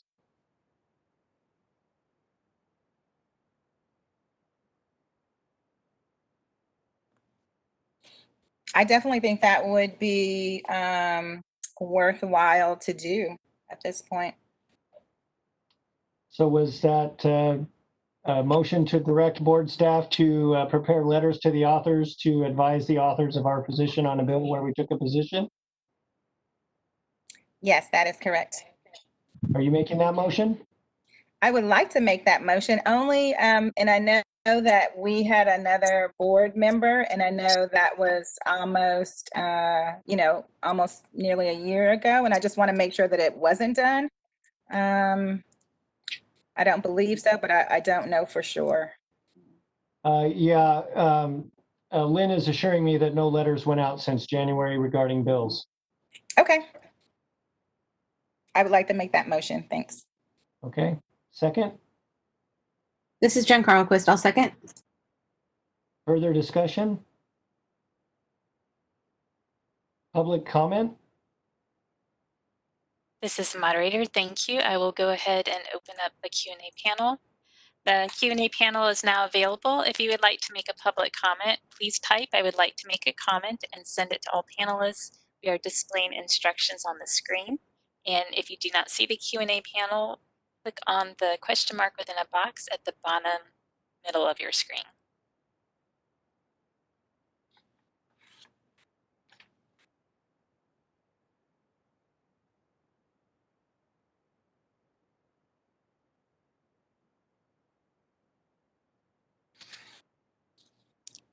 This is the moderator, and I'm seeing no requests for comments at this time. Mr. Board President, would you like me to close the Q&A panel? Yes, please.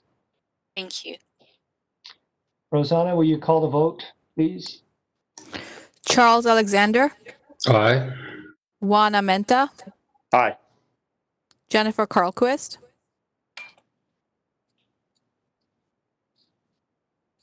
Jennifer Carlquist, Aye. Sonia Early, Aye. Javier Escobar Acosta, Aye. Jed Grant. Aye. Voting is unanimous. The board staff is directed to send letters to those, the authors of those bills where the board has taken a position to advise the author of the position. Sonia, did you have any further material to discuss under this agenda item? No, I do not. Thank you. So recognizing that you're doing the work of a two-person committee basically by yourself, I just want to make sure, thank you for the hard work you're putting in there tracking these bills. So thank you very much. Thanks. I don't know, Will, if we can do this or not, but normally we have two people on the legislative committee. Would we be able to put another person on that committee under this agenda item, or would that have to be a separate item? I think to formally install it would have to be a separate item for next meeting, but I think we can talk about it and see if there are any volunteers and they could potentially, get started early. If I understand correctly, that what you're saying is like we couldn't formally vote on it or appoint anyone, but they could sort of start helping Sonia? That's what I'm saying, yeah.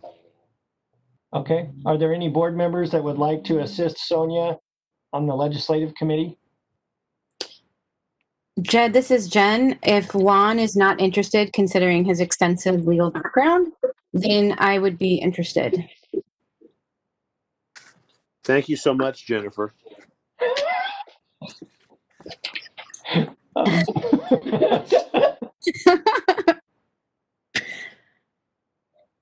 Oh my Juan, I didn't realize you were on a roll today.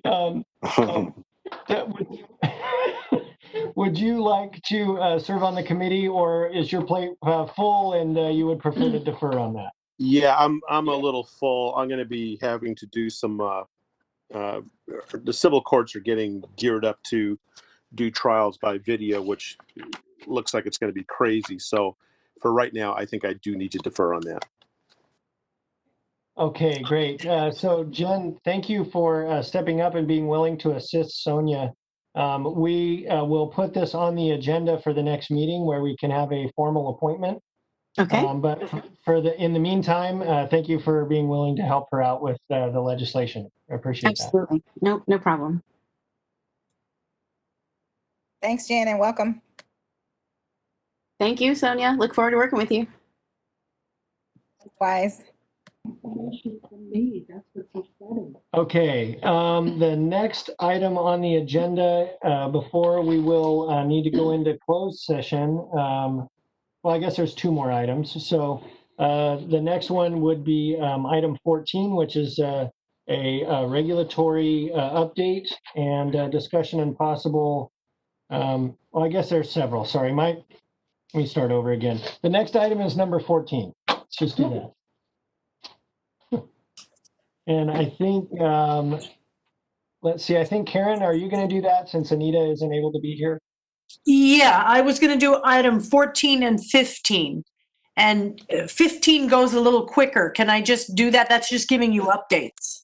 Yes, that would be great. I had those sort of mixed up on my notes here. Yeah, 15 would be great. We'll do 15 first. Okay. For item 15, the items C, D, and E are all together in an AB 2138 regulation package that has gone through. It's so close to done.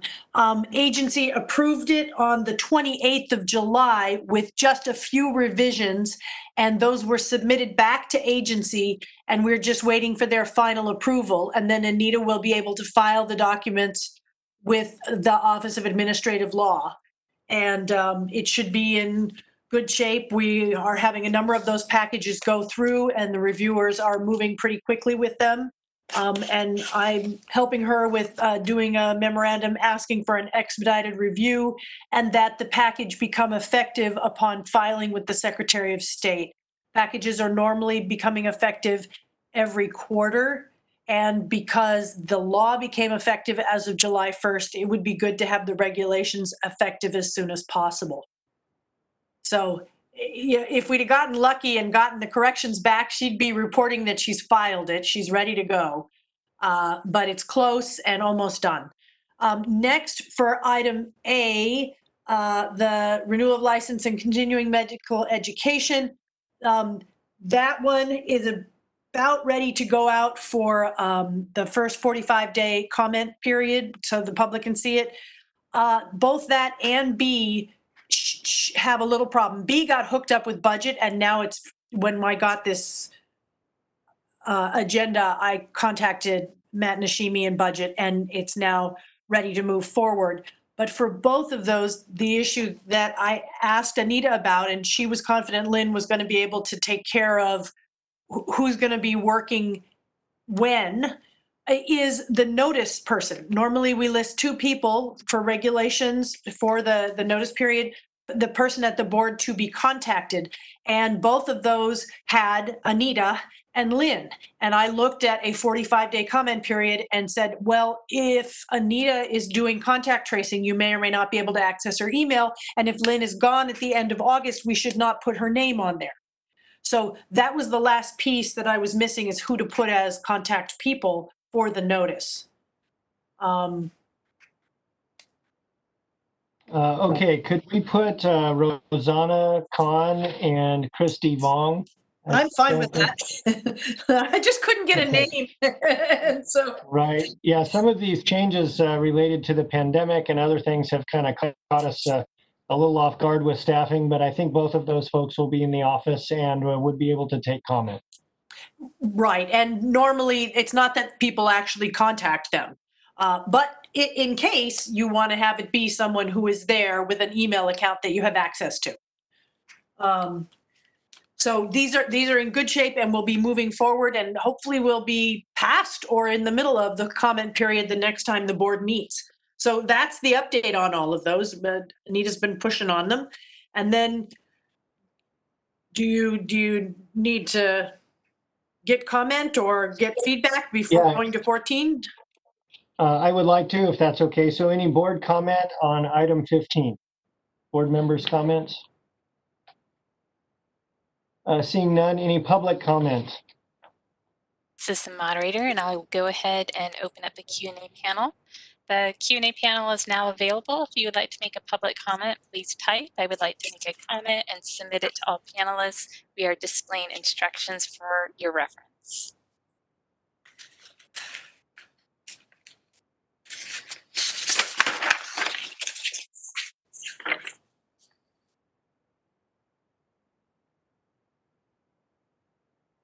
All right, this is the moderator, and I'm seeing no requests for public comment. Mr. Board President, would you like me to close the Q&A panel? Yes, please do. Thank you. And we will proceed to item number 14, also Karen Halbo.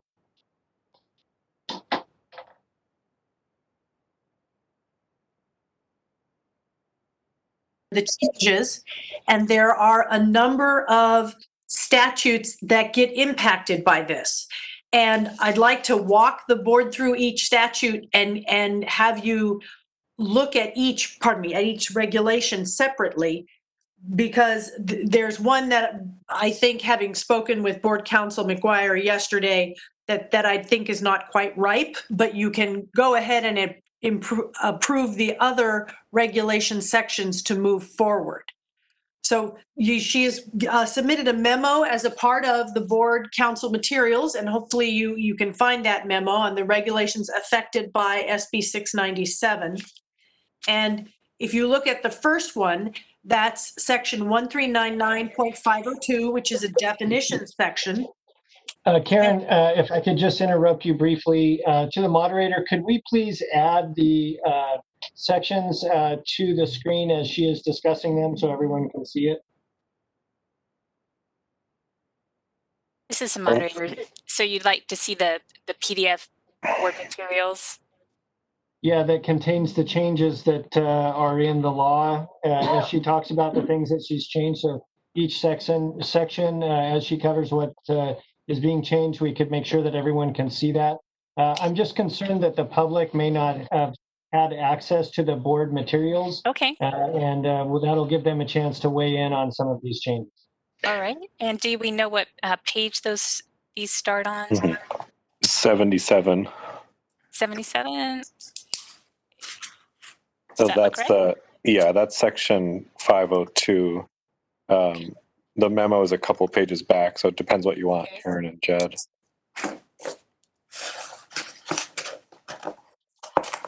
Karen, if you could direct them to what you want on the screen as you're talking about it, that would be great. I just want to make sure for members of the public that didn't have access to this that they can see it as we're talking about it.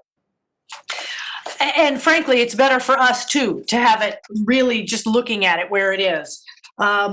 So the first is a definition section. And as you can see on subdivision C, they've added in physician assistant or the shortened reference PA. On E, it was just changing the board to capitalized. The board has a definition section in their regulations which states that when you have the word board capitalized, it is always referring to the physician assistant board. So while there may be some inconsistency right now, eventually I'll go back and do section 100 changes, which are changes without regulatory effect, so that when you wish to refer to your board in your regulations, you have it capitalized because that's defined in your definition section. So little correction that she threw in there. Down at subdivision E is another one of just correcting it to be capitalized. For subdivision F, removing the term physician supervisor and the phrase a physician licensed. So you simply have she's using the term that doctors are given their credentials as a physician and surgeon. That's how they're referred to. So she has that to mean a physician and surgeon licensed by the medical board or the osteopathic medical board. And then she's added in this language, who supervises one or more physician assistants, who possesses a current valid license to practice medicine, and who is not currently on disciplinary probation prohibiting the employment or supervision of a physician assistant. So that's the definition of a supervising physician. Then the next section G, she's got a subdivision 1, defining the supervision to mean a licensed physician and surgeon who oversees the activities of and expects responsibility for the medical services rendered by a physician assistant.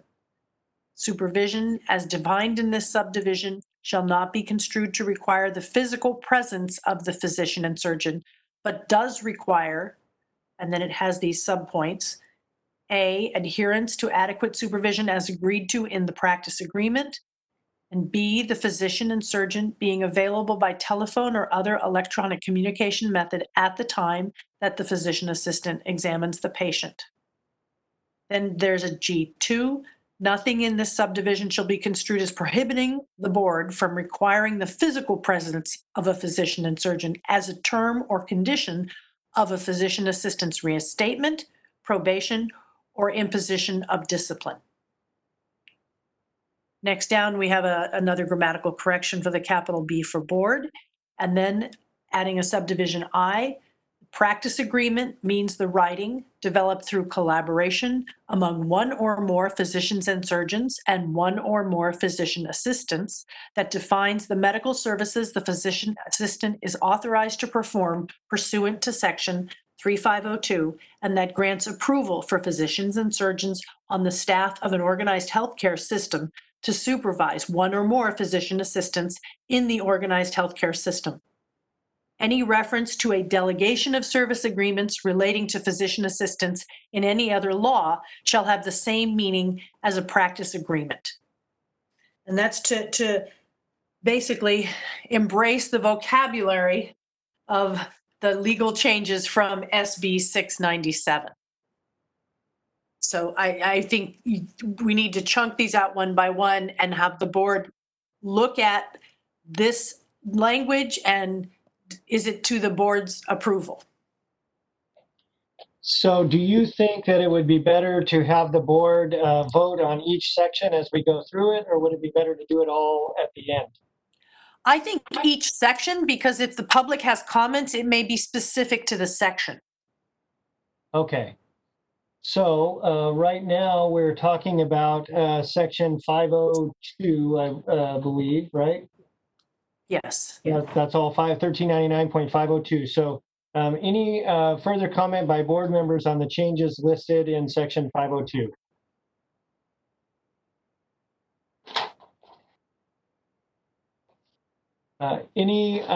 Seeing none, any public comment on the changes listed in section 502? This is the moderator, and I've opened up the Q&A panel. If you would like to make a public comment, please type or would like to make a comment and submit it to all panelists. If you're not seeing the Q&A panel in the lower bottom right of your screen, go ahead and click on the question mark within a square at the bottom middle of your screen, and we'll give you a moment. And while we're waiting for that, this is Will. I mean, just to give you guys the option, this is all agendized as one item, so you are able to consider it all in one motion or break it out into multiple motions if you wish. For now, as we previewed, there's only one of these sections that we recommend kind of pulling out of the larger motion. And so that could still all be done in one motion and one set of public comments. But if you wish to give extra public comment time, there's no harm in doing so other than time. I don't want to take more time than is necessary, but there are other sections in here where I'm going to want changes or think we should at least talk about changes. So just for clarity, to make sure we get it right the first time, unless any board members have opposition, I think it would be better to follow Aaron's suggestion to sort of go through these one section at a time.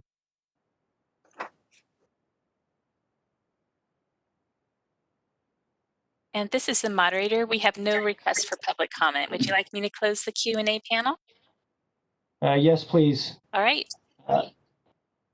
Any board member want to make a motion to approve the proposed regulatory text? Or actually, I guess what you're saying, Will, is that we would just note changes and then take one motion at the end. Is that correct? Yeah, that would help. I mean, it would save time to do so. Okay. Okay, so we can note the changes and talk about it as we go through changes and talk about it as we go through, but we'll just do one motion at the end to save time. That's a good suggestion. And Thank you. you Does that can do work for one you, public Karen? comment. Yeah, that's fine. Okay. And that way you only have to do one public comment as well. Okay, great. Thank you. Okay, so it sounds like the board's members don't need any changes there. Let's go on to the next section.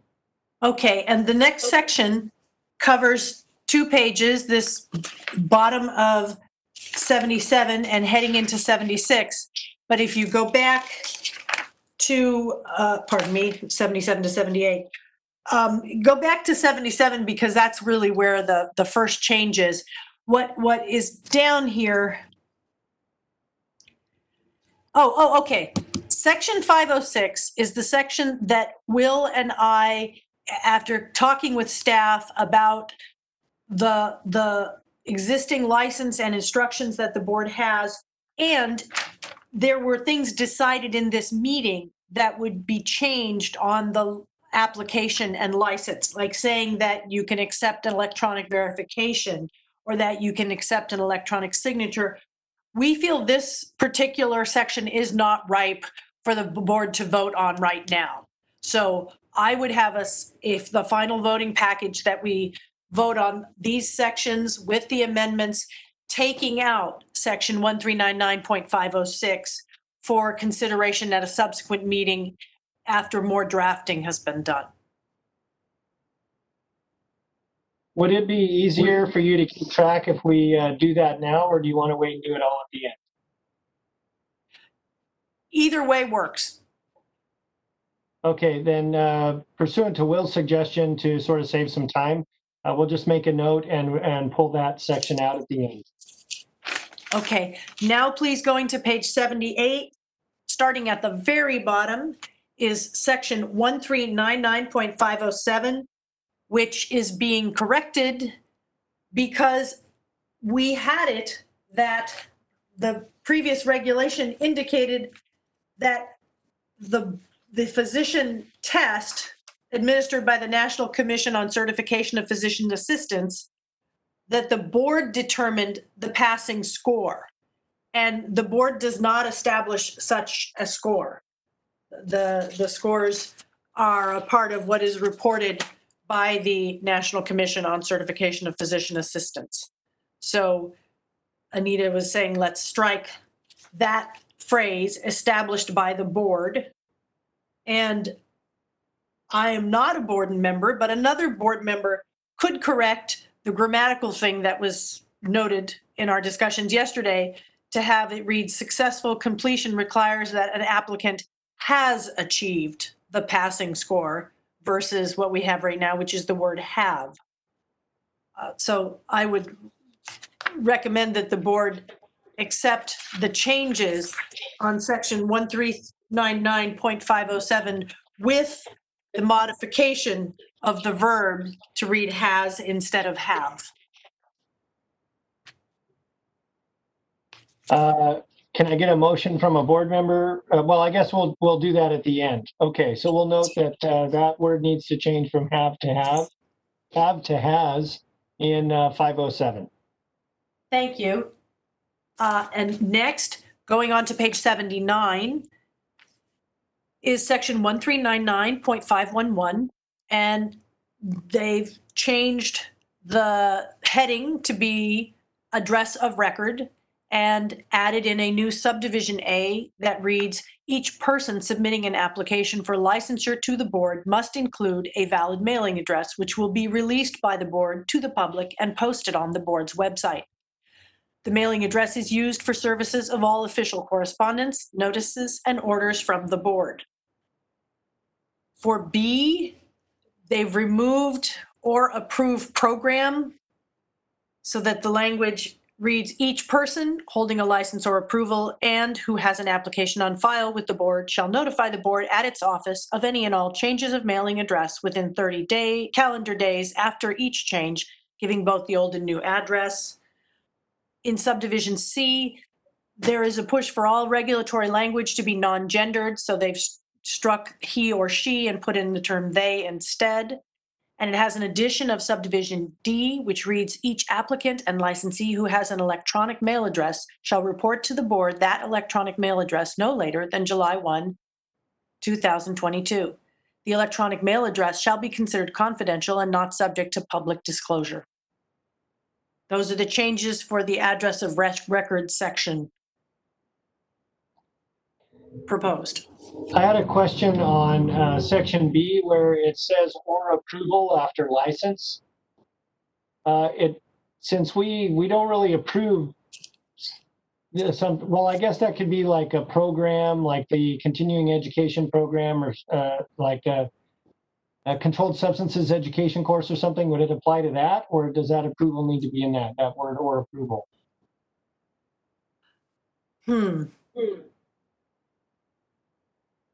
Does this pertain only to licensees, or does it also pertain to other bodies doing business with the board? That's a good question. I'm looking for where it is within the regulations, because that will give us some information on that. Let's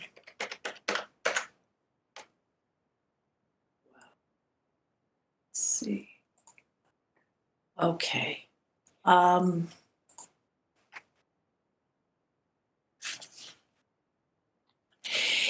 These are general provisions at the very beginning, so it would apply not only to licensees, but as a general provision to other people doing business with the board. Okay. So then that should stay. Yes. Okay, thank you for the clarification. Good question. Okay, do we want to ask for any board comment on that, or I just go to the next? Which? Yeah, any board comment, or is everyone comfortable with this language? Any recommended changes? Okay, hearing no comment, please proceed to 530. Okay, section 1399530. These are small changes here down at subparagraph 4, again using the term physician and surgeon, and 5 using the term physician and surgeon. 6 was deleted. I believe Anita explained that they hadn't been requiring those, and so we might as well take it out. And then on the next page, a continuation of the 6. No, the next new subdivision B. Again, just grammatical corrections to have the board capitalized. And those are the changes for this general requirements for an approved program. Then going on to the next section. Before you move on, are the board members comfortable with those changes? Anyone have any other changes they want? Okay, hearing no comments, so please proceed, Karen. Okay. For section 1399.540, limitation on medical services.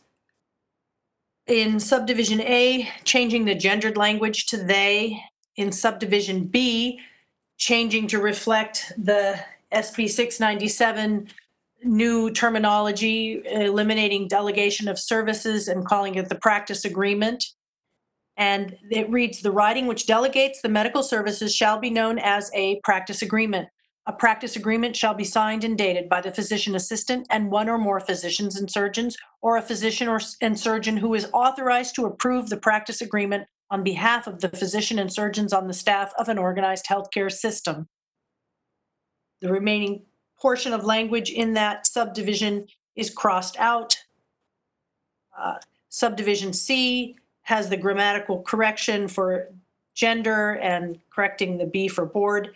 D, again, physician and surgeon, changing for gendered language, and again, physician and surgeon.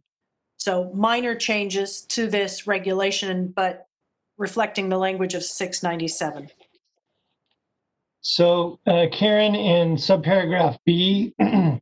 If I understand the new law correctly, the authorization for PAs to practice medicine is no longer delegated, it's just authorized. So I personally would prefer that it would read the writing which authorizes the medical services that performed rather than delegates. That more closely reflects the way it's being handled under the law. Yes. So that, again, you want to note that for a amendment when the vote happens, the writing which authorizes the medical services. And then add performed after medical services. That authorizes the medical service. Performed or to be performed? To be performed is probably more correct. Okay.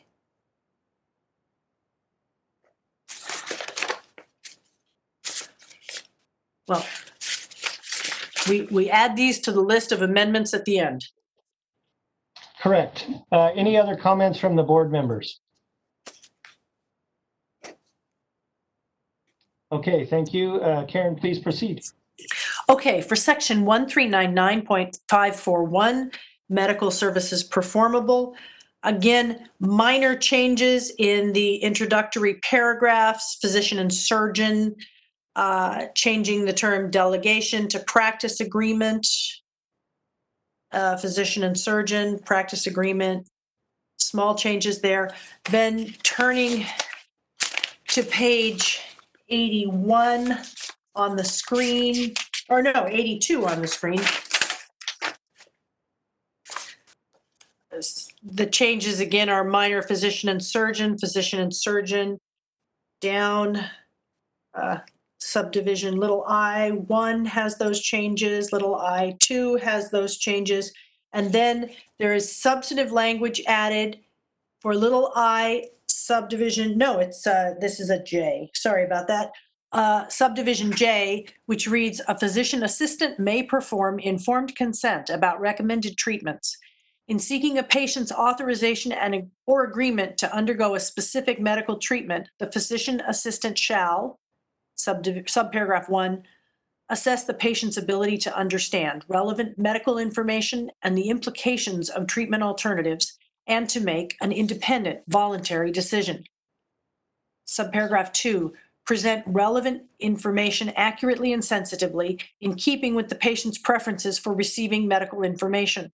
The information should include subparagraph A, the diagnosis, B, the nature and purpose of recommended interventions, comma, and the burdens, risks, and expected benefits of all options, including foregoing treatment. Then subparagraph 3, document the informed consent conversation and the patient's decision in the medical record. And I want to note that on page 83, the word record should be underlined because it is new text.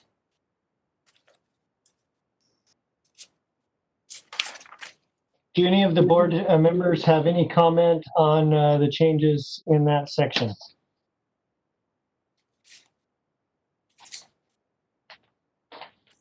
Okay, hearing no comment, we'll proceed.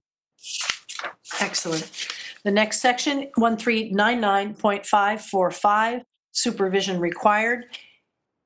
In subdivision A, we've added language so that the subdivision reads, after the existing first sentence, if the supervising physician is unable to provide this supervision, they may designate an alternate physician and surgeon with whom the physician assistant may consult. Should the alternate physician and surgeon be needed to supervise and consult with the physician assistant for a period exceeding 3 days, parentheses 72 hours, and parentheses, the alternate supervising physician should have a practice agreement in place with the physician assistant. And I'm noting that for consistency, that first new sentence should read, if the supervising physician and surgeon, because we're using that as the title. And it will then be consistent with the rest of the references. And then again, the alternate at the last line, last sentence, after 72 hours, the alternate supervising physician and surgeon should have a practice agreement in place with the physician assistant. So I would ask that when you're doing the amendments at the end, you add that in so that our references are consistent within the regulation subdivision. Karen, can I just ask you about where this 72 hours came from? Do you know? Let me check on Anita's notes, because she said she was trying to put the reasoning in the notes to help the board. I would just add that the sentence that starts "should the alternate" and ending with "physician assistant," the last sentence in that paragraph you just read, is not consistent with the intent of SB 697. Okay. Yeah, I don't see anything in her notes about that, and you are very familiar with the bill. So if it's not consistent with the bill, it shouldn't be in there. We should strike it. I think that should be struck, that last sentence. Okay. The last sentence with restriction for supervision for board and PAs. Right, the sentence to be struck should be, should the alternate physician and surgeon be needed to supervise and consult with the physician assistant for a period exceeding 3 days or 72 hours. The alternate supervising physician should have a practice agreement in place with the physician assistant. That's the opposite of what they were trying to do with this bill. I think where she was going with this is you can't just designate an alternate for a extended amount of time, but people often go on vacation for 2 weeks or even a month, and to have to make a new practice agreement during that time when you already have someone else that's clearly filling in on a temporary basis is sort of onerous. So ideally, that the intent of the legislation was that the physician and the PA would determine at their level how that was going to work. So I think we should leave that to them. We meet the sort of the public protection requirement by saying, hey, if you're not available, you need to designate somebody else. Got it. Don't get into the weeds more than that. Right. Any comments from the board members on that?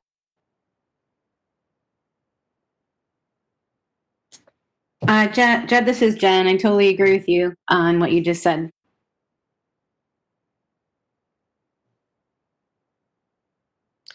So that's going to be in the list of amendments for this section.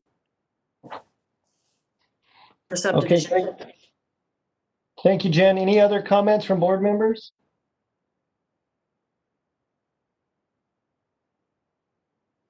Okay. Would you like to proceed with this section, Karen? Sure. Going down to subdivision E, a change of gendered language, and the sentence now reads, a physician assistant and their supervising physician and surgeon, it should read, for consistency.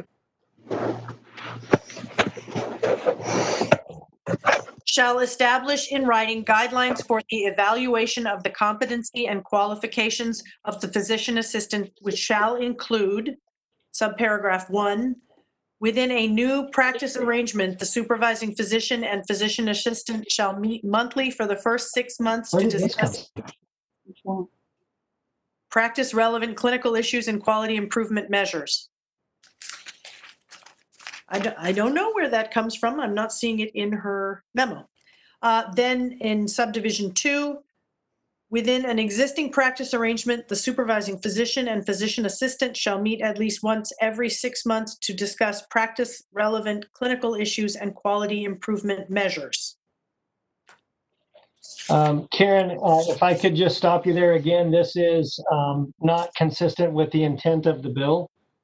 Got it. So the idea is that the PA and the doc on the practice agreement, those two determine how often they should do it. I'm not opposed to saying with a new agreement, it should be at least once in the first year or something like that, so that there's some time constraint there. But the legislation was really trying to get away from the PA board telling them how to do things and let that be determined by them at the practice level. So I feel like,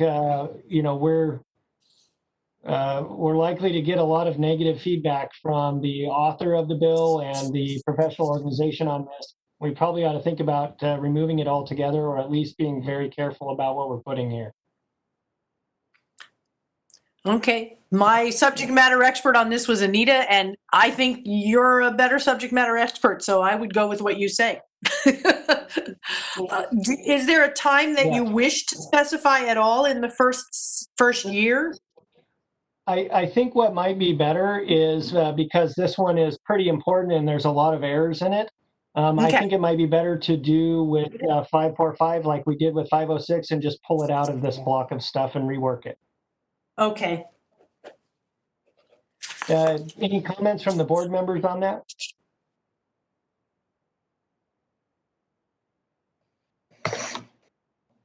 Okay, hearing no comments, we'll add that into the end that we're going to pull this one out and rework it. Please proceed. Okay.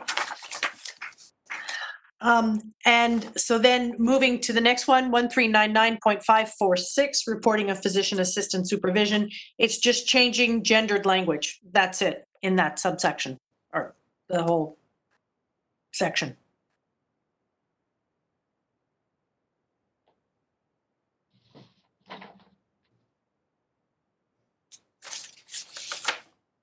I had thought I might be wrong here. Maybe the board members can correct me, but I thought that in SB 697 with the changes to I think it's 3502.5, I think that they basically said 3502.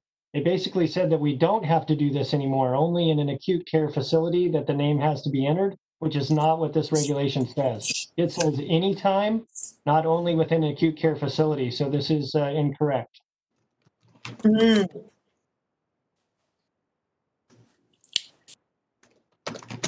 So the existing regulation should then be deleted. I mean, that could, because this is existing regulation now. So in making the motion. Correct. We would either need to modify it to be consistent with 697, which is what I had thought we were kind of doing here, which says it's only in an acute care facility that the chart has to be co-signed. And then, you know, I think maybe we should pull this one out unless Will or Karen, you have the business and professions open code open for the new law and can clarify, but I'm going from memory, so that makes me nervous, but from memory, it's only required in an acute care facility. I have it open and I'll find it. Just we're talking about co-signing charts here. Correct. Putting the name of the supervising physician on the chart, I think, is only required in an acute care facility. Give me just a moment to try to find that section. And you said 3502 is the section, you think? That's just from memory. I'm not certain, but I think that's correct.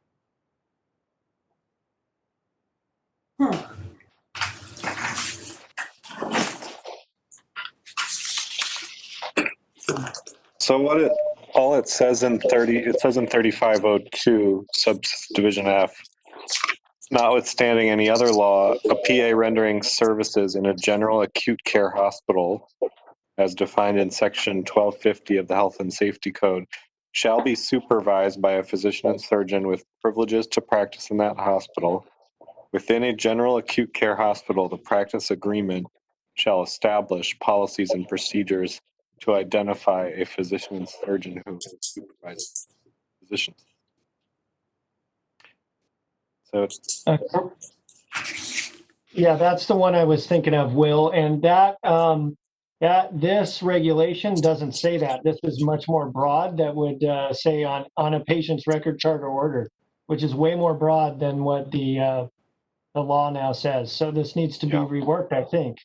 Well, it looks like it needs to be repealed because everyone has to follow the law in the Business and Procedures Code, I mean, in Business and Professions Code.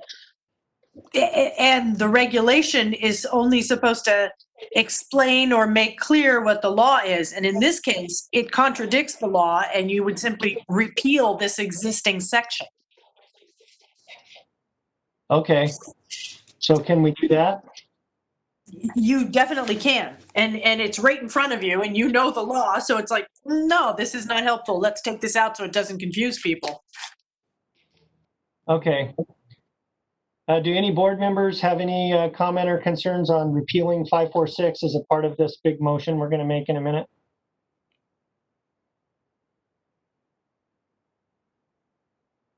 Hearing no comments, I think we can proceed.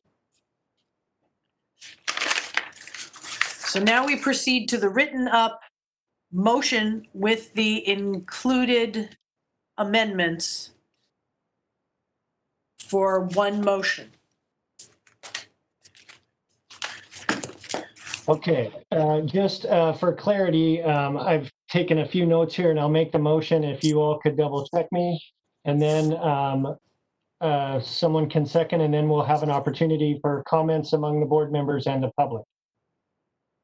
So the motion would be to approve the proposed regulatory text for 13. Well, the listers would be 1399.502, 1399. The removal of 1399.506 from this motion. So let's see. Let me fix that. Approve the proposed regulatory text for 1399.502 or 1399.507 with changing of the word from have to has, as noted. 1399.511, 1399.530, 1399.540 with the change of the word from delegation to written authorization of medical services to be performed in the first line. 1399.541,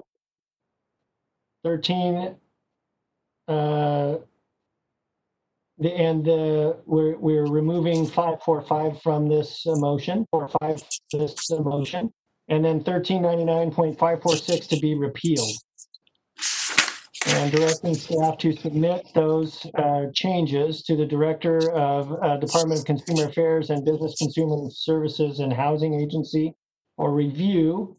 And if no adverse comments are received, authorize the executive officer to take all steps necessary to initiate the rulemaking process and make any non-substantive changes to the package as needed. That's the longest motion I've ever made in my life.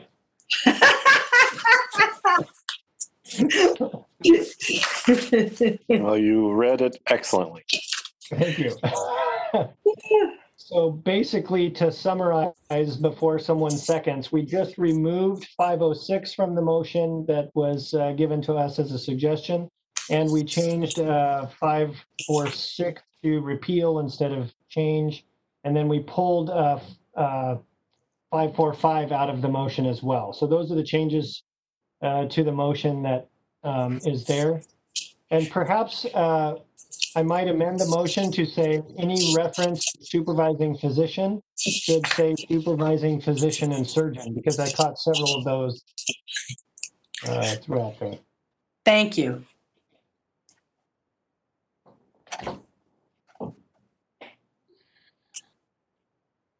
So second on the motion?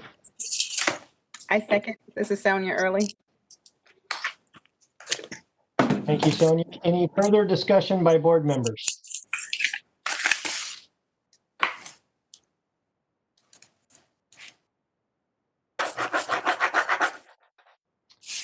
Hearing none, any public comment? this is the moderator, and I will go ahead and open up the Q&A panel. All right, the question and answer panel is now available. If you would like to make a public comment, please type, "I would like to make a comment," and submit it to all panelists. We are displaying instructions for your reference, and we'll give you a moment.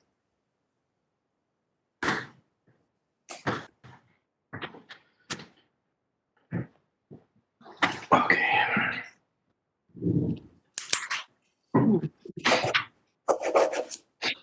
And this is the moderator.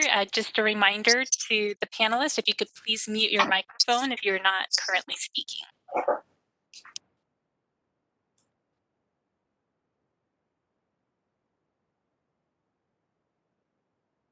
All right, this is the moderator, and I see no requests for public comment at this time. Mr. Board President, would you like me to close the Q&A panel? Yes, please. All right, thank you.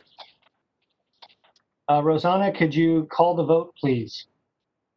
Charles Alexander, Aye. Juan Armenta, Aye. Jennifer Carlquist, Aye. Sonia Early, Aye. Javier Escobar Acosta, Aye. Jed Grant.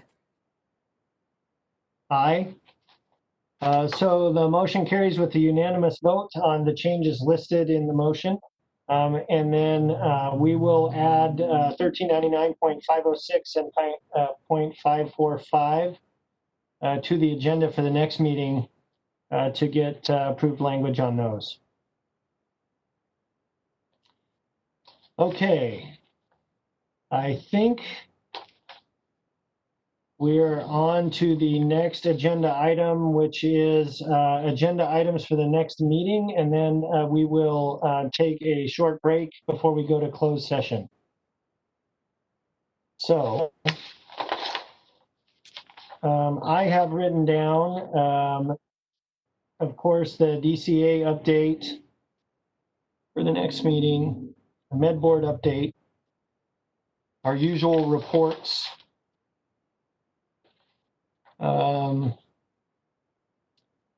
Also, so we're going to get returned language. Let's see, we voted on the language for 610 today.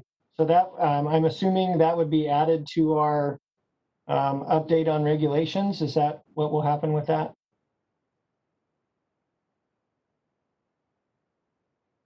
Karen, are you? Sounds are you reasonable there? to me. Okay, so that doesn't need a agenda item then, correct? Well, you want to list it specifically so the public knows what updated regulation will be discussed. Okay, so that should be on the next meeting agenda as well. Yes. We'll need to have. We'll also need to have the executive officer recruitment and selection stuff on the next agenda. The electronic verification items should be on the agenda. The license fee, the electronic signature, updates on those should all be on the agenda. The final language on the big item that we just completed and its progress should be updated along with the other regulations that are in the process of being changed. The Education and Workforce Committee will need to give a report. We'll need a budget update.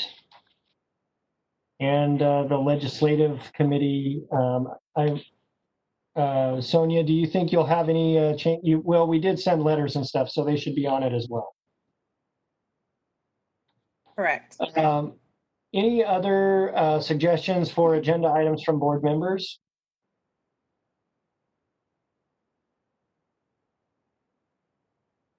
Jed, this is Will. I don't know if you mentioned it here, but the formal installation of the committee member that we discussed today. Oh, yes, that's correct. For the Legislative Committee. Correct.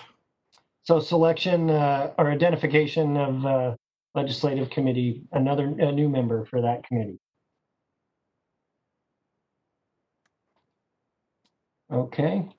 Did I miss anything, Will or Karen or board members? Does anybody have anything they think should be on there?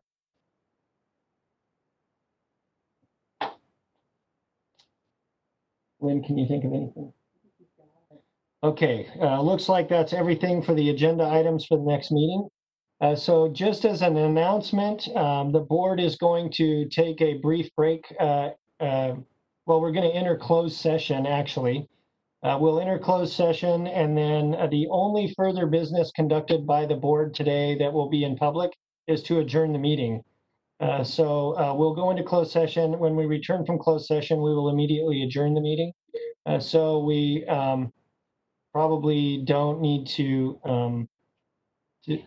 no, we're not adjourning now. We'll adjourn after the closed session. But I should ask also, before we move on from the last agenda item, is there any public comment for items to be added to the agenda for the next meeting? This is the moderator. Thank you, Mr. Board President. I've opened up the Q&A panel, so if any members of the public want to suggest future agenda items, you may type, I would like to make a comment, and submit it to all panelists. If you do not see the Q&A panel in your lower right-hand screen, go ahead and click on the question mark within a square at the bottom middle of your screen. While that's opening up, I would just add on the adjournment item, Jed, this is Will. We have a little notification on our agenda today saying due to technological limitations, adjournment will not be broadcast. Adjournment will immediately follow closed session, and there will be no other items of business discussed following closed session. So for all intents and purposes, any members of the public, this will be their last chance to talk with us. Then we're going to go to closed session, and technically we can return to open session, but those members of the public who are there now will no longer be there when we eventually come back from closed session to hear our stirring adjournment. That's what I was trying to say, Will. I should have just looked a little lower to your eloquently drafted paragraph there. Thank you. All right, so this is the moderator, and I'm seeing no requests for public comment at this time. Would you like me to close the Q&A panel? Yes, please. All right, it's now closed. Okay, pursuant to Government Code section 11126 subparagraph C sub 3, the board will move into closed session to deliberate and take action on disciplinary matters. Pursuant to 1126A of the Government Code, the board will meet in closed session to discuss the executive officer, a recruitment and selection process, and the possible appointment of an acting executive officer or an interim executive officer. So we will need to keep,